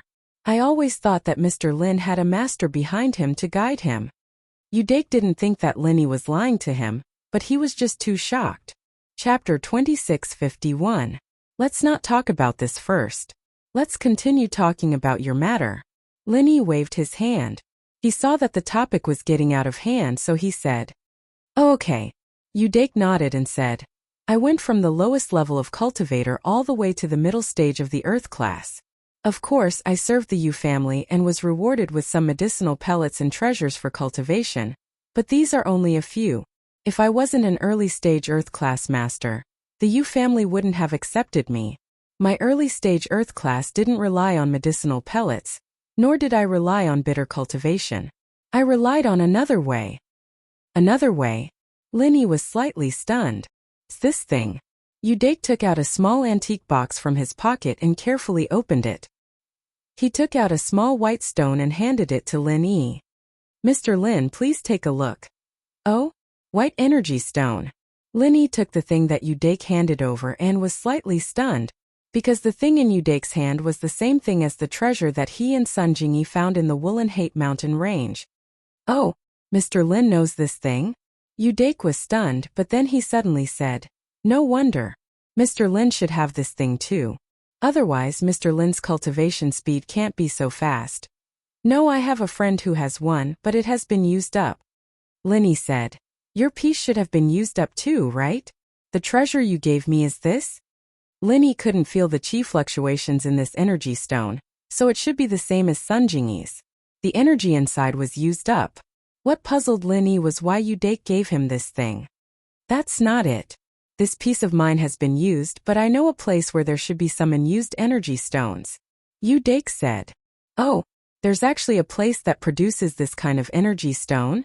Lin Yi's heart stirred. Although this energy stone wasn't very useful to Lin Yi for the time being, it wasn't very useful to him. However, for other cultivators it should be of some use. At the very least, they could sell it for a high price and exchange it for some good items. Therefore, Lin Yi was still very interested. "Yes, all those years ago I obtained this small box in a cave, and there was an energy stone within the box. At the same time, there is also a treasure map. The location marked on the treasure map is said to have a lot of energy stones." Udake said, "But I went there once, but I couldn't find it. That place is too big, and it's a boundless desert. I can't confirm the coordinates and location of the treasure map." "So that's how it is." Linny nodded. "This is the treasure map you said you were going to give me?" "That's right. I know that this treasure map is somewhat illusory. If I can't find it, it's equivalent to a piece of waste paper, but it's the most important and precious thing I can take out. This is the only way." Udake spread his hands helplessly and smiled bitterly. "This is also the only way I can repay you for saving my life." "Hee, if that's the case, then it would be impolite of me to refuse." Linny smiled and took the map that Udake handed over. He glanced at it and found that this map was very similar to the map in Sun Jingyi's hands. He didn't expect that these cultivators liked to draw unclear maps. They didn't mark the specific location and just drew a diagram. Then, he pointed out the location of the treasure on it. It's so simple. Yeah. Udake nodded and sighed. When I was looking for this map, I spent a lot of effort. I compared it with the satellite map on the internet. I analyzed it for half a year before I came to a specific conclusion. It's just that after I went there, I found that it was an endless desert.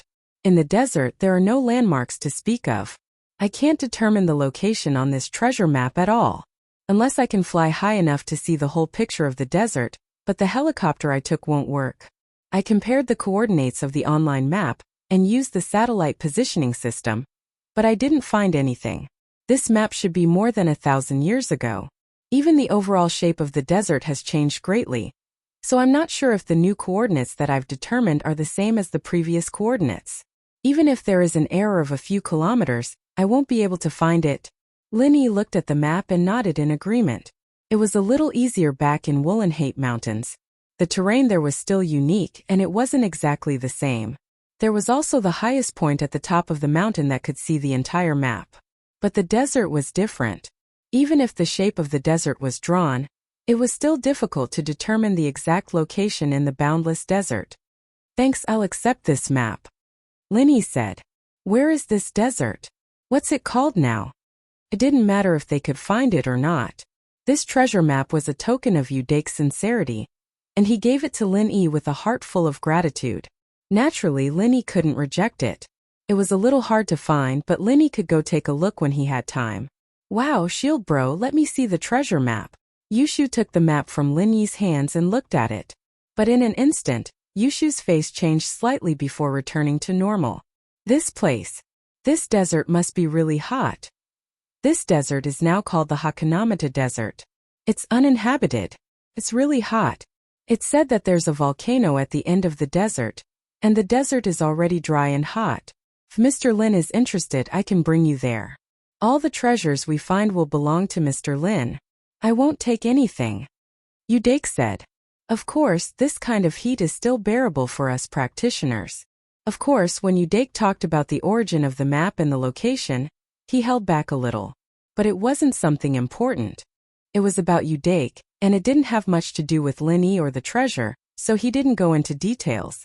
We'll talk about it later. Linny remembered the name of the desert. As expected, it wasn't a common place. There probably weren't many adventurers or tourists. It was a very desolate place.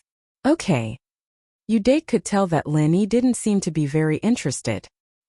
He didn't say anything else and only continued.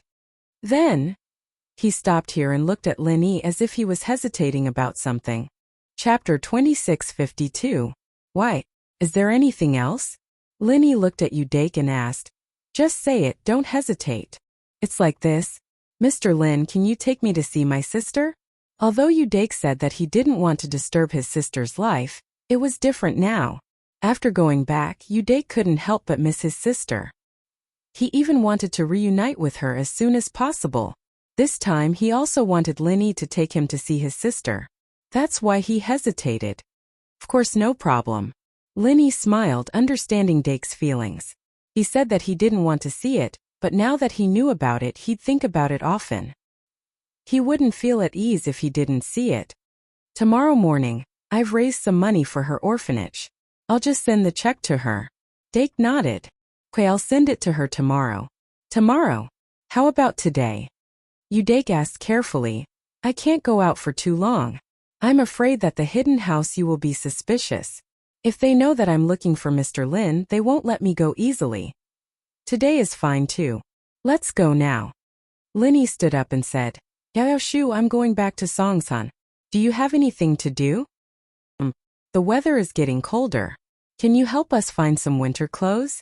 Meng Yao thought about it and asked. Okay, I'll go first. Linny said and left the villa with Udake. They got in the car and went straight to Songsan. In fact, what Linny didn't know was that there was another familiar person on the way to Songsan. It was Tang Yuqi. Tang Yuqi came back from overseas to fulfill his father's wish.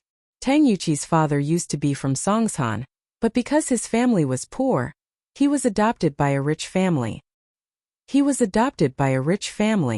Not long after, the family moved overseas. After so many years, Tang Yuqi's grandfather, who was also Tang Yuqi's father's adoptive father, passed away. Tang Yuqi's father was not young anymore. Old people like to return to their roots. Tang Yuqi's father still had a younger brother here. If he could find him, Tang Yuqi's father planned to come back. If he couldn't find him, he wouldn't know anyone after he came back. Naturally, it would be meaningless. Of course, whether he came back or not was secondary. The main thing was that he wanted to have a family. He was adopted, so he didn't have any relatives overseas. She felt a little lonely during Chinese New Year, and always dreamed that her younger brother's family could also come overseas as guests. Therefore, Tang Yuqi took it very seriously. After staying overnight in Donghai City, he rented a car and headed to Songshan. Lin Yi and Yu Dake arrived at the Songshan orphanage together. Xiao Qian welcomed them as soon as the car entered the courtyard. He was directing the unloading of the goods in the parking lot at the entrance of the orphanage. Naturally, he was happy to see Lin Yi. "Lin Yi bro." Xiao Qian ran over quickly. "Are you looking for Xiaoka sis?" "Yes, is she here?" Lin Yi asked. "She is. But she should be in her dorm at this time. Just go find her." "Okay, then go do what you need to do. I'll go find her." Lin Yi nodded and drove the car to the orphanage's staff dorm. Originally, Xiaoka and the dean could have designed a big house in the orphanage, but both of them rejected Fatty Lai's design when he brought them the blueprint. They wanted to make all the dorms the same size. There were more and more children in the orphanage, and they needed to hire more staff to take care of them. The orphanage was private, and all the expenses had to be borne by the dean and Xiaoka. Naturally, they wanted to save as much as they could and gave the extra room to the new staff. Lin Yi knew all the security guards in the orphanage, and he was the one who'd brought Yu Dake with him. The two went up the stairs without any obstruction. "My sister is still living in the orphanage?" Yu Dake didn't dare to ask along the way. He only knew that Xiaoka was in the orphanage, and that Lin Yi had raised a large sum of money for the orphanage. He didn't know that Xiaoka was in charge of the orphanage. Xiaoka and the dean are in charge of the orphanage together. The child you saw just now is called Xiao Qian. He's Xiaoka's assistant. Lin Yi explained. "Your sister is working very hard. She worries about the children's livelihood every day. Don't underestimate the expenses of the orphanage. They spend money like water." Ugh. Yu Dake paused. There was a lot of information in Lin Yi's words. He needed to digest it carefully. "You're saying that my sister is in charge of the entire operation of the orphanage? And she has to run around for the orphanage's expenses?" "Something like that." Lin Yi nodded. "Our school helped raise more than 100 million this time. I don't know how long it'll last." 100 million won't last long? Yu Dake's eyes widened. "No way. How much can these children cost? Even if there are a few hundred of them, it'll only be a few 100,000 a month at most, right?" "Ha! You don't know how expensive food is. If it's just food, it might be enough, but there are more than a few hundred children here. Up until the last time I talked to Xiaoka, there were more than 10,000 orphans here. Most of them were born with congenital and acquired diseases. The treatment fee for these orphans is more than 100 times the cost of food." Lin Yi sighed. He felt that Xiaoka was working very hard. The orphanage had entered an endless cycle of expansion. More and more orphans with diseases were sent here. With Xiaoka's personality, she wouldn't reject them. She could only continue to expand the orphanage. Of course, Lin Yi could treat these sick orphans himself. However, Lin Yi's time and energy were limited. Treating an orphan might take a few hours or a few months. If he stayed in the orphanage, he could save a lot of money. However, it would delay Lin Yi's training. It wasn't practical. "I see." After Yu Dake heard this, he nodded. Obviously, he was silently calculating in his heart. Tens of thousands of children, and many of them were sick. This expenditure was definitely an astronomical figure. Chapter 2653. A hidden Yu family required tens of millions or even hundreds of millions of expenses every month. Although there was money to buy alchemy materials, how many people were there in the Yu family? Not to mention this orphanage. The two of them went upstairs together. Lin Yi stopped at the door of a room and knocked on it. "Who is it?" Not long after, Xiaoka's tired voice came from inside. On the other hand, Yu Dake was very excited. His whole body was trembling. Although this voice was unfamiliar, It gave him an inexplicable sense of intimacy. It made him want to immediately push the door open and walk in. Linny also saw Yudake's reaction, patted him on the shoulder, gave him a comforting smile and then said, "Xiaoku, it's me." Xiaoka opened the door and frowned when she saw Linny. "Why are you here?" "Xiaoka." Yudake was so excited that he automatically ignored Xiaoka's attitude towards Linny. He was so nervous that he couldn't speak. "Who are you?" Xiaoka looked strangely at the excited big brother beside Linny. "You know me?" "Of course I know you, you're my sister," Yudake said excitedly. Although Xiaoka had grown up, she still looked the same as she did in the photo, so Yudake was sure that this person in front of him was his long-lost sister. "Linny, you brought a psycho?" Xiaoka looked at Linny with black lines on her forehead. "Just who is this person?" "Xiaoku, he's called Yudake. He's your brother." Linny was also embarrassed as he explained to Xiaoka. But it was no wonder, since Yudake was older and could remember things from a young age. Xiaoka, on the other hand, was too young to remember anything about Yudake. "Yudake? My brother?" Xiaoka paused for a moment before answering. He looked at Yudake suspiciously. In Xiaoka's memory, she did have a brother, but she didn't remember much at that time. She didn't remember much about her brother, but she remembered the name Yudake. She did not tell anyone, not even the old director of the orphanage. This also meant that Linny shouldn't have found a random person to deceive her. If he really wanted to deceive her, he would have made up a name called Yudake instead of Yudake. "Yes, Xiaoku. You remember?" Yudake asked excitedly. "No." Xiaoka shook her head. "But I remember I have a brother, but I can't remember anything related to him. Come in first." Regardless of whether it was real or not, where did Linny find it? Even Xiaoka couldn't reject him, but she was still suspicious of Dake's background. This was also a precaution against Linny's sudden visit at night, and he even brought someone who claimed to be her brother. Anyone would be suspicious of this. Linny wanted to enter, but Xiaoka stopped him. She said calmly, "I'm sorry, Linny. I want to talk to him alone." Okay. Linny didn't say much. He just nodded and stood at the door. Xiaoka was about to close the door. Although Yudake felt that it wasn't good to shut Linny outside, he thought that Xiaoka wanted to confirm something with him. However, he thought that Yu Xiao wanted to confirm something with him and couldn't let an outsider be present, so he could only apologize to Linny. "Mr. Lin, please wait for a moment. We'll let you in once we confirm your identity." "Hey, it's fine." Linny smiled.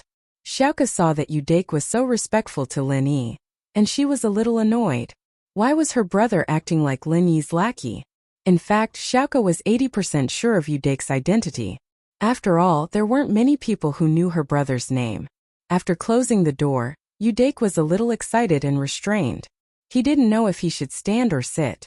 He looked at Xiaoka's room. Other than a bed, there was only a writing desk. There was only one chair in front of the writing desk, so Yudake either sat on the chair or the bed. There was no other place to sit. "Please sit."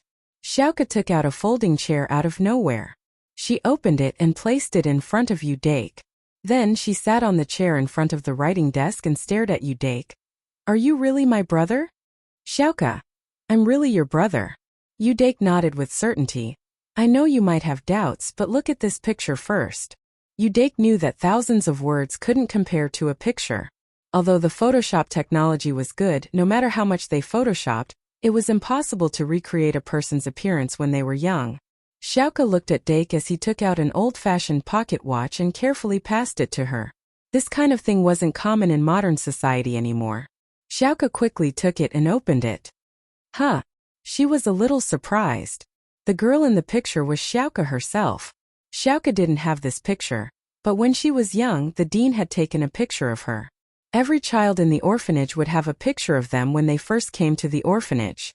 It wasn't for anything else, but it was so that when they grew up and looked for their parents, they would have a proof of what they looked like when they were young. Xiaoka had seen her own picture before, and she looked exactly the same as the girl in the picture. The angle of the two pictures were completely different, so it shouldn't be photoshopped. Then the only explanation was that this person in front of her was really her brother. "This is you and me?" Xiaoka asked after a moment of silence. "Yes, this is the only picture we had when we were young." It's also the proof that I've been looking for you all these years. Udake sighed. But because of some special reasons I didn't dare to look for you openly. I'm sorry. No, it's not your fault. Are you really my brother? Xiaoke was confused. Although she knew that she had a brother, it was only in the depths of her memories. She didn't even have an impression of him. Now that he suddenly appeared in front of her, she couldn't accept it. Yes, if you don't believe me. There's a small red birthmark on your right foot, Udake said. Although I could remember things back then, I didn't remember much. This is all I remember. Chapter 2654. Ah.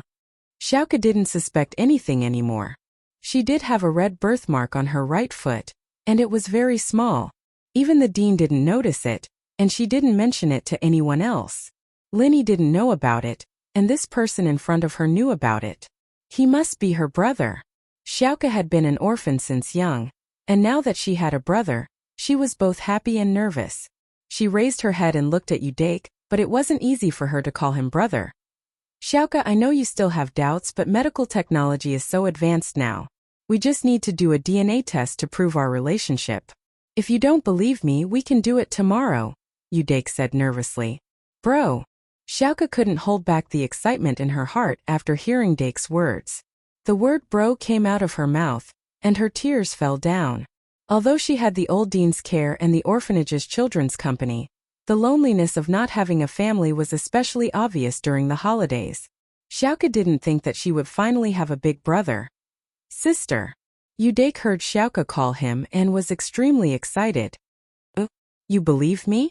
Actually, I believed you from the start. Xiaoke sighed. It's just that it was too sudden, and I couldn't accept it. Now that I've calmed down, I'm very happy. Yes, I'm very happy too. Udake nodded heavily. Tell me about my childhood. Yu Xiao laughed. What about our parents? When we were young. Our parents. Udake was silent. He wanted to say something but stopped himself. What's wrong? Xiaoke asked curiously after seeing Dake's expression. There are some things that I don't want you to know. I can bear it myself and I don't want to burden you. Udake sighed. I've heard from Mr. Lin that you've shouldered too many responsibilities and burdens for the orphanage. Could it be that our parents were? Xiaoke was smart, and she'd seen many orphans who'd had their families annihilated, so it was easy for her to link it to herself. This. Udake sighed helplessly. I didn't want to say it at first, but I didn't expect you to guess it. Yes, our parents were killed by our enemies and you and I are lucky to be alive. But my strength is not enough to take revenge, and I don't want you to live in hatred. You just need to understand these things, there's no need to know too much. Okay. Xiaoke nodded. Since Udake didn't want to talk about it, she wouldn't ask. Her feelings for her parents were much weaker than Udake's, and she didn't have much of an impression of them. Her relationship with the headmaster was even deeper. Then how did you and Lin Yi meet? Xiaoke was worried about her brother's relationship with Lin Yi. She knew that Lin Yi was plotting against her, but she couldn't do anything about it. She could only accept it and accept it. Now that her brother was with Lin Yi, and he seemed to listen to Lin Yi, Xiaoke was worried. In fact, Xiaoke was grateful to Lin Yi from the bottom of her heart. If it wasn't for him, she would have to reject all the abandoned babies from all over the country. Xiaoke understood that even if she didn't take them in, other orphanages would take them in, but how many orphanages could afford the expensive treatment? If the treatment was cheap, the parents wouldn't be so cruel as to abandon them. Xiaoke knew that it wouldn't be good for her to keep accepting Lin Yi's help. She might even be forced to do something that would betray the male thief, but she had no other choice. Sometimes life was like this. Things wouldn't always go according to one's wishes. Xiaoke couldn't help but sigh as she thought about her future with the male thief. Dake didn't notice Xiaoke's helpless expression. He was happily talking about how he got injured at the Hidden House Summit, and how Lin Yi saved him. He was filled with gratitude towards Lin Yi. Xiaoke, Mr. Lin is a good person. It's rare to see a good person like him these days. Not only did he help me recover, he's also helping you with the orphanage. He's our savior. As the saying goes, when you receive a drop of kindness from someone, you must repay it with a fountain. So, us siblings must remember this kindness in our hearts for the rest of our lives. No matter what Mr. Lin asks of us, we must do our best. If we can do it, we must do it. Xiaoke listened to her brother's words, and her heart was in a mess. She lowered her head silently, not knowing how to answer her brother. Yes, Lin Yi saved her brother, and he supported the orphanage so much. He didn't owe her anything, but she and her brother owed him. But even so, she didn't have to repay him with her body, did she? If it were any other way, Xiaoke would nod without hesitation, but now, looking at her brother praising Lin Yi non-stop, Xiaoke was a little annoyed. Her hatred for Lin Yi surged up once more. What was it that couldn't be said face to face? Why did she have to get her brother to be a lobbyist? Let her brother keep praising him in front of her? And then she fell for him? What made Xiaoke angry was that Lin Yi clearly liked her, but he didn't admit it. Xiaoke knew Lin Yi's personality a little. He wasn't a very warm-hearted person. Was he an idiot? Why would he keep helping the orphanage? Most of his company's profits went to the orphanage, and yet he was still helping the orphanage every day. Xiaoke really didn't believe that Lin Yi just wanted to help her. It wasn't realistic. Who? Xiaoke didn't want to listen anymore, so she raised her head and changed the topic. Brother, are you married? Me? Of course not. Dake shook his head. When I told you about the Hidden House Summit, you didn't seem to have many questions? You know about the practitioners and the hidden houses? Chapter 2655. What, you're a practitioner too? Outer sect. Oh, outer sect is good, outer sect is good. Dake let out a breath of relief, but at the same time he was shocked. Although he was from the hidden house, he was just a small follower. It wasn't realistic for him to go against the young master of the hidden house Xiao. You're saying that your orphanage offended the hidden house Xiao? It's fine, it was Lin Yi who took care of it. Not only did he compensate us with a piece of land, he also gave us a lot of money. Xiaoke sighed. Xiaoke sighed and said, as for what Dake said before, she didn't care and directly ignored it. Yes, those hidden houses are all afraid of Mr. Lin. Including our hidden house, we don't dare to do anything rash. But Mr. Lin really is a good person. Dake sighed. Sis, do you have a boyfriend? You're not young anymore. Xiaoke didn't know what to say. Did she have a boyfriend?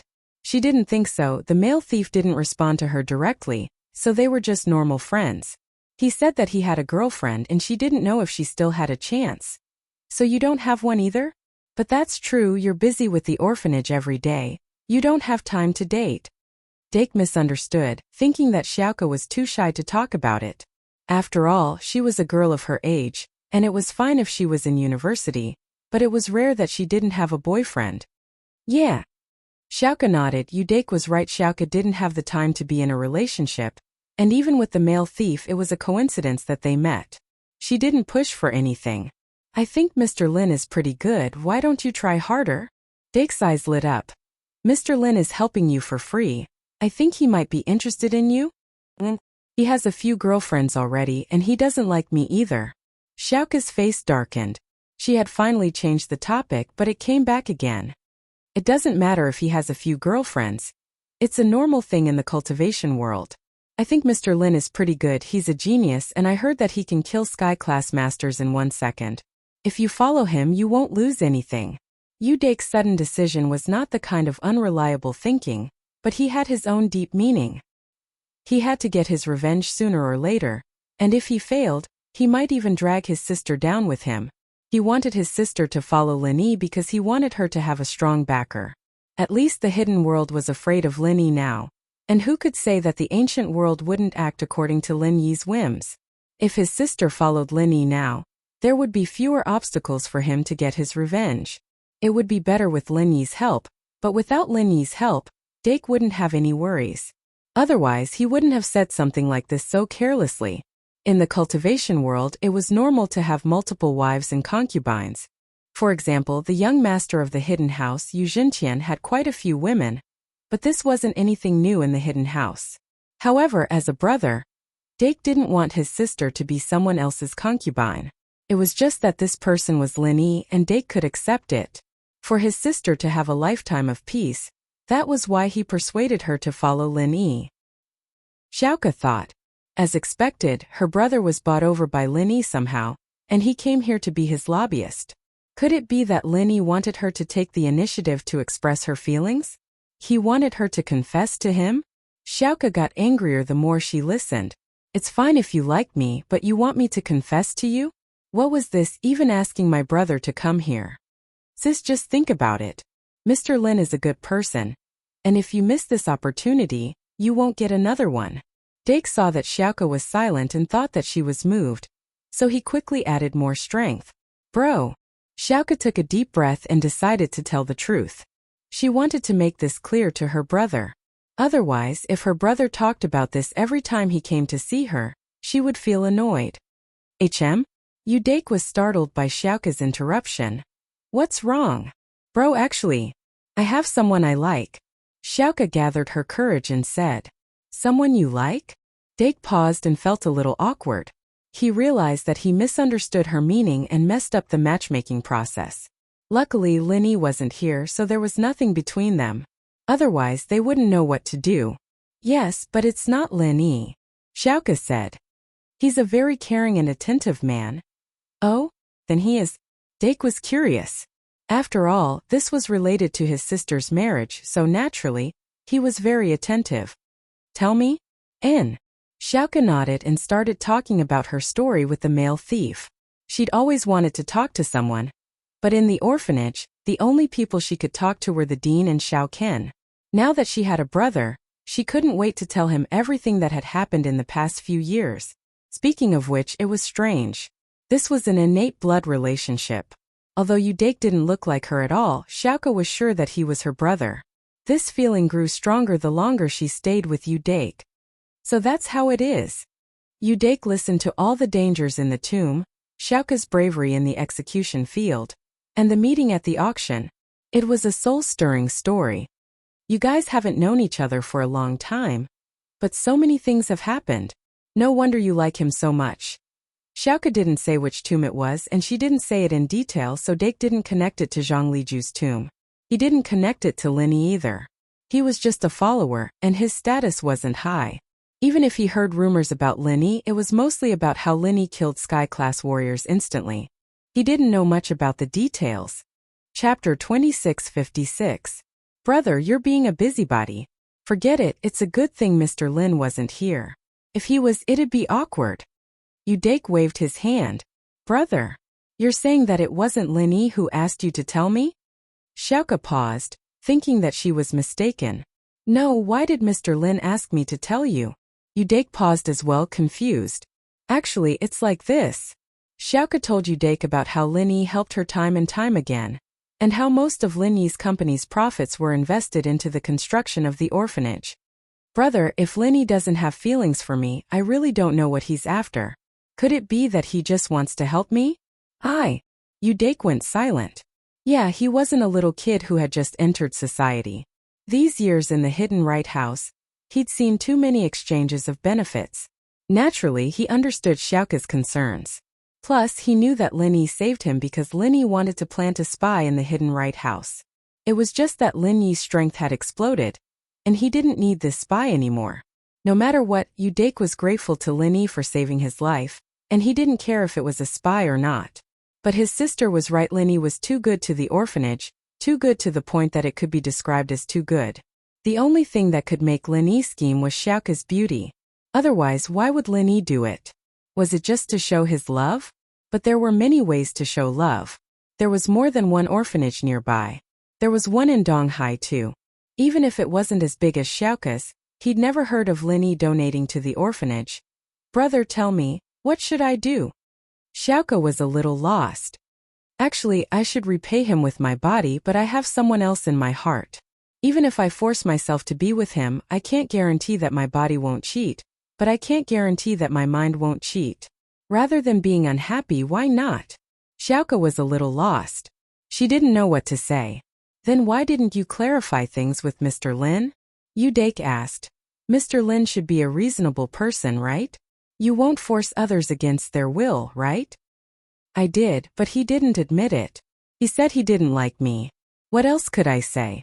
Xiaoka smiled bitterly. But brother, do you believe it? He's only doing this to help me without asking for anything in return. Moreover, he brought you to see me. I guess this is also the reason. I guess he knows that I have someone else in my heart, So he wants to use this method to move me bit by bit so that I will take the initiative to be with him? That's all I can think of. Man, forget it. If that's the case, I'll talk to Mr. Lin later. I hope he can understand. Udake was helpless, but there was nothing he could do. He didn't want his sister to be unhappy. There were many ways to repay Lin Yi. Marrying him was one, but it wasn't the only way. Udake thought that if he could get his revenge, he'd be Lin Yi's lackey. Xiaoke heard her brother's words and nodded happily. Brother, you're the best. Originally, I wanted Mr. Lin to protect you for the rest of your life, but it seems like it won't work now. Udake lowered his voice. But it's not like there's no other way. In our family, there's a secret art passed down from generation to generation. It's in my hands, and when I bring it to you next time, your bloodline will be able to cultivate as well. At that time, you'll have to cultivate to protect yourself. Although the process will be painful, I need you to have the ability to protect yourself. Xiaoke's eyes widened. She didn't think that her family would have a secret art passed down from generation to generation. But you must secretly cultivate this art. Before you master it, you must not show it to others in case you get into trouble. Back then, it was because of this art that our family went through a huge change. Udake said carefully. Xiaoke, do you understand? I understand. Xiaoke nodded solemnly. Her breathing was rapid, and her heart was beating fast. She didn't think that her family's secret art would be this important. How powerful was it to be able to bring about trouble? At the same time, Xiaoke was relaxed and happy. If her strength increased by leaps and bounds, would she be able to fly together with the male thief? When she had strength, the way to repay Lin Yi would be to work for him instead of selling her body. Remember, don't tell anyone about this, not even your master. Udake solemnly said. Fortunately, you've only cultivated external martial arts and not internal mental cultivation methods. Otherwise, if you had cultivated other internal mental cultivation methods, you wouldn't be able to cultivate this. Xiaoke thought that she was lucky. She just remembered why her brother said that she didn't practice spiritual arts, and that it would be better to practice physical arts. So this was the reason. In actuality, the headmaster of the orphanage had spiritual arts as well, but she didn't give it to Xiaoke to practice. She was afraid that Xiaoke's enemies would find out and come after her. After all, Xiaoke often went out and showed herself, and the chances of her being exposed was much higher than the headmaster herself. So, she only taught Xiaoke Qinggong, and it was a good thing for her. Alright, we siblings have talked enough. Mr. Lin is still waiting outside. Let's hurry and let him in. Udake said. Okay. Xiaoke's mood was much better. First, she had a powerful art to practice, and second, her brother promised to tell Lin Yi about her situation. So she didn't look as gloomy as before. Lin Yi was a gentleman. When Udake and Xiaoke were talking, he didn't eavesdrop. Instead, he stood at the end of the hallway and looked at the night view. When he heard the door open, Lin Yi turned around and walked over. Finished. And Mr. Lin, sorry, it's been a bit long. You didn't wait too long, right? Udake said apologetically. It's fine. You siblings haven't seen each other for a long time. Naturally, you have a lot of things to talk about. It's already very fast. Lin Yi smiled. I was even preparing to practice on the floor. That's good. Mr. Lin, please come in. Udake made a welcoming gesture, letting Lin Yi into the room. Chapter 2657. With his relationship with Xiaoke, he didn't think it was a big deal. After all, they were even closer at the market. However, Lin Yi's actions made Xiaoke frown. Didn't Lin Yi think of himself as an outsider? How dare he sit on a girl's bed? Didn't he know what taboo was? This is the school's donation check. I just happened to send it over. Lin Yi passed the check to Xiaoke and said, just go to the bank and transfer the money. Thank you. Lin Yi was here to deliver the check, so Xiaoke didn't say much. She took the check and ignored Lin Yi's action of sitting on her bed. Her brother was going to tell him everything soon anyway, so it didn't matter. Haha, I came to give you the check. Since there's nothing else, I'm going back. Udake, do you want to go back with me or stay here? Lin Yi asked. I'll go back with you. Udake had a mission from Xiaoke, and he couldn't go out for too long as he was a guest of the hidden house. Okay, let's go. Xiaoke, call me anytime if there's anything. Linny said to Yuxiaoka. Okay. Because the matter was about to be resolved, Yuxiaoka didn't treat Linny coldly this time. She waved at Linny for the first time. Linny didn't know what was going on. He thought that Yuxiaoka's period was over and she was back to normal. He went downstairs with Udake and got in the car. Linny asked, "How is it? Does Xiaoka believe your identity now?" "Yes, I do." Udake nodded and said solemnly, "Thank you for this, Mr. Lin. If it wasn't for Mr. Lin, we wouldn't be able to meet again. We would have been separated by life and death." That's a little too serious. I'm going to get some clothes for Yao Yao and the others. Are you coming with me? Linny asked. Let's go together, Udake said. It just so happens that I have something to tell Mr. Lin. Okay, then tell me. Linny started the car and drove in the direction of Ocean View Bay Villa area. Mr. Lin, you saved me. Let me meet my sister, and even ran around for my sister's orphanage. We will always remember your kindness. One day we will be at your beck and call, and we will definitely repay you. Udake said solemnly. There's no need for that. I told you it's nothing. Also, Xiaoka's orphanage is a private matter between us. It has nothing to do with you, so you don't have to mind it too much. Linny said nonchalantly. However, Lin Yi's words made Udake's face suddenly change. As expected, Linny liked Xiaoka. Otherwise, it wouldn't be a private matter. It seemed like Xiaoka's guess was right. Thinking of this, Udake couldn't help but sigh. But no matter how difficult it was, he had to say it. Otherwise, he would fail Xiaoka's trust. Thinking of this, Udake braced himself and said, Mr. Lin, do you like my sister? Linny paused and didn't know how to answer. Before, Linny really didn't like Xiaoka. He only had a good impression of her. But after Xiaoka went to the execution field, Linny developed feelings for her. Also, at the market, Xiaoka was in Linny's heart, so it would be a joke if he said he didn't like Xiaoka. But to say that he liked her, which identity did he have? Seeing that Linny didn't answer, Udake was even more convinced. He quickly continued. Mr. Lin, actually, my sister has someone she likes. If you like her, then, I know that you are our savior, but feelings can't be forced. We will repay you in other ways. Someone you like? Who is it? Linny asked subconsciously. He didn't think that Xiaoka would have a change of heart so quickly. It's someone called the male thief, Udake said. In my sister's heart, she has fallen deeply in love with this person, so... Cough cough. Linny realized that he'd been too worried. Thinking about it, the male thief and Linny were two different people to Xiaoka, and while Linny knew about their identities, Xiaoka didn't. It seemed like she'd misunderstood him because he'd been too nice to her, and that was why she'd asked Udake to be her mediator.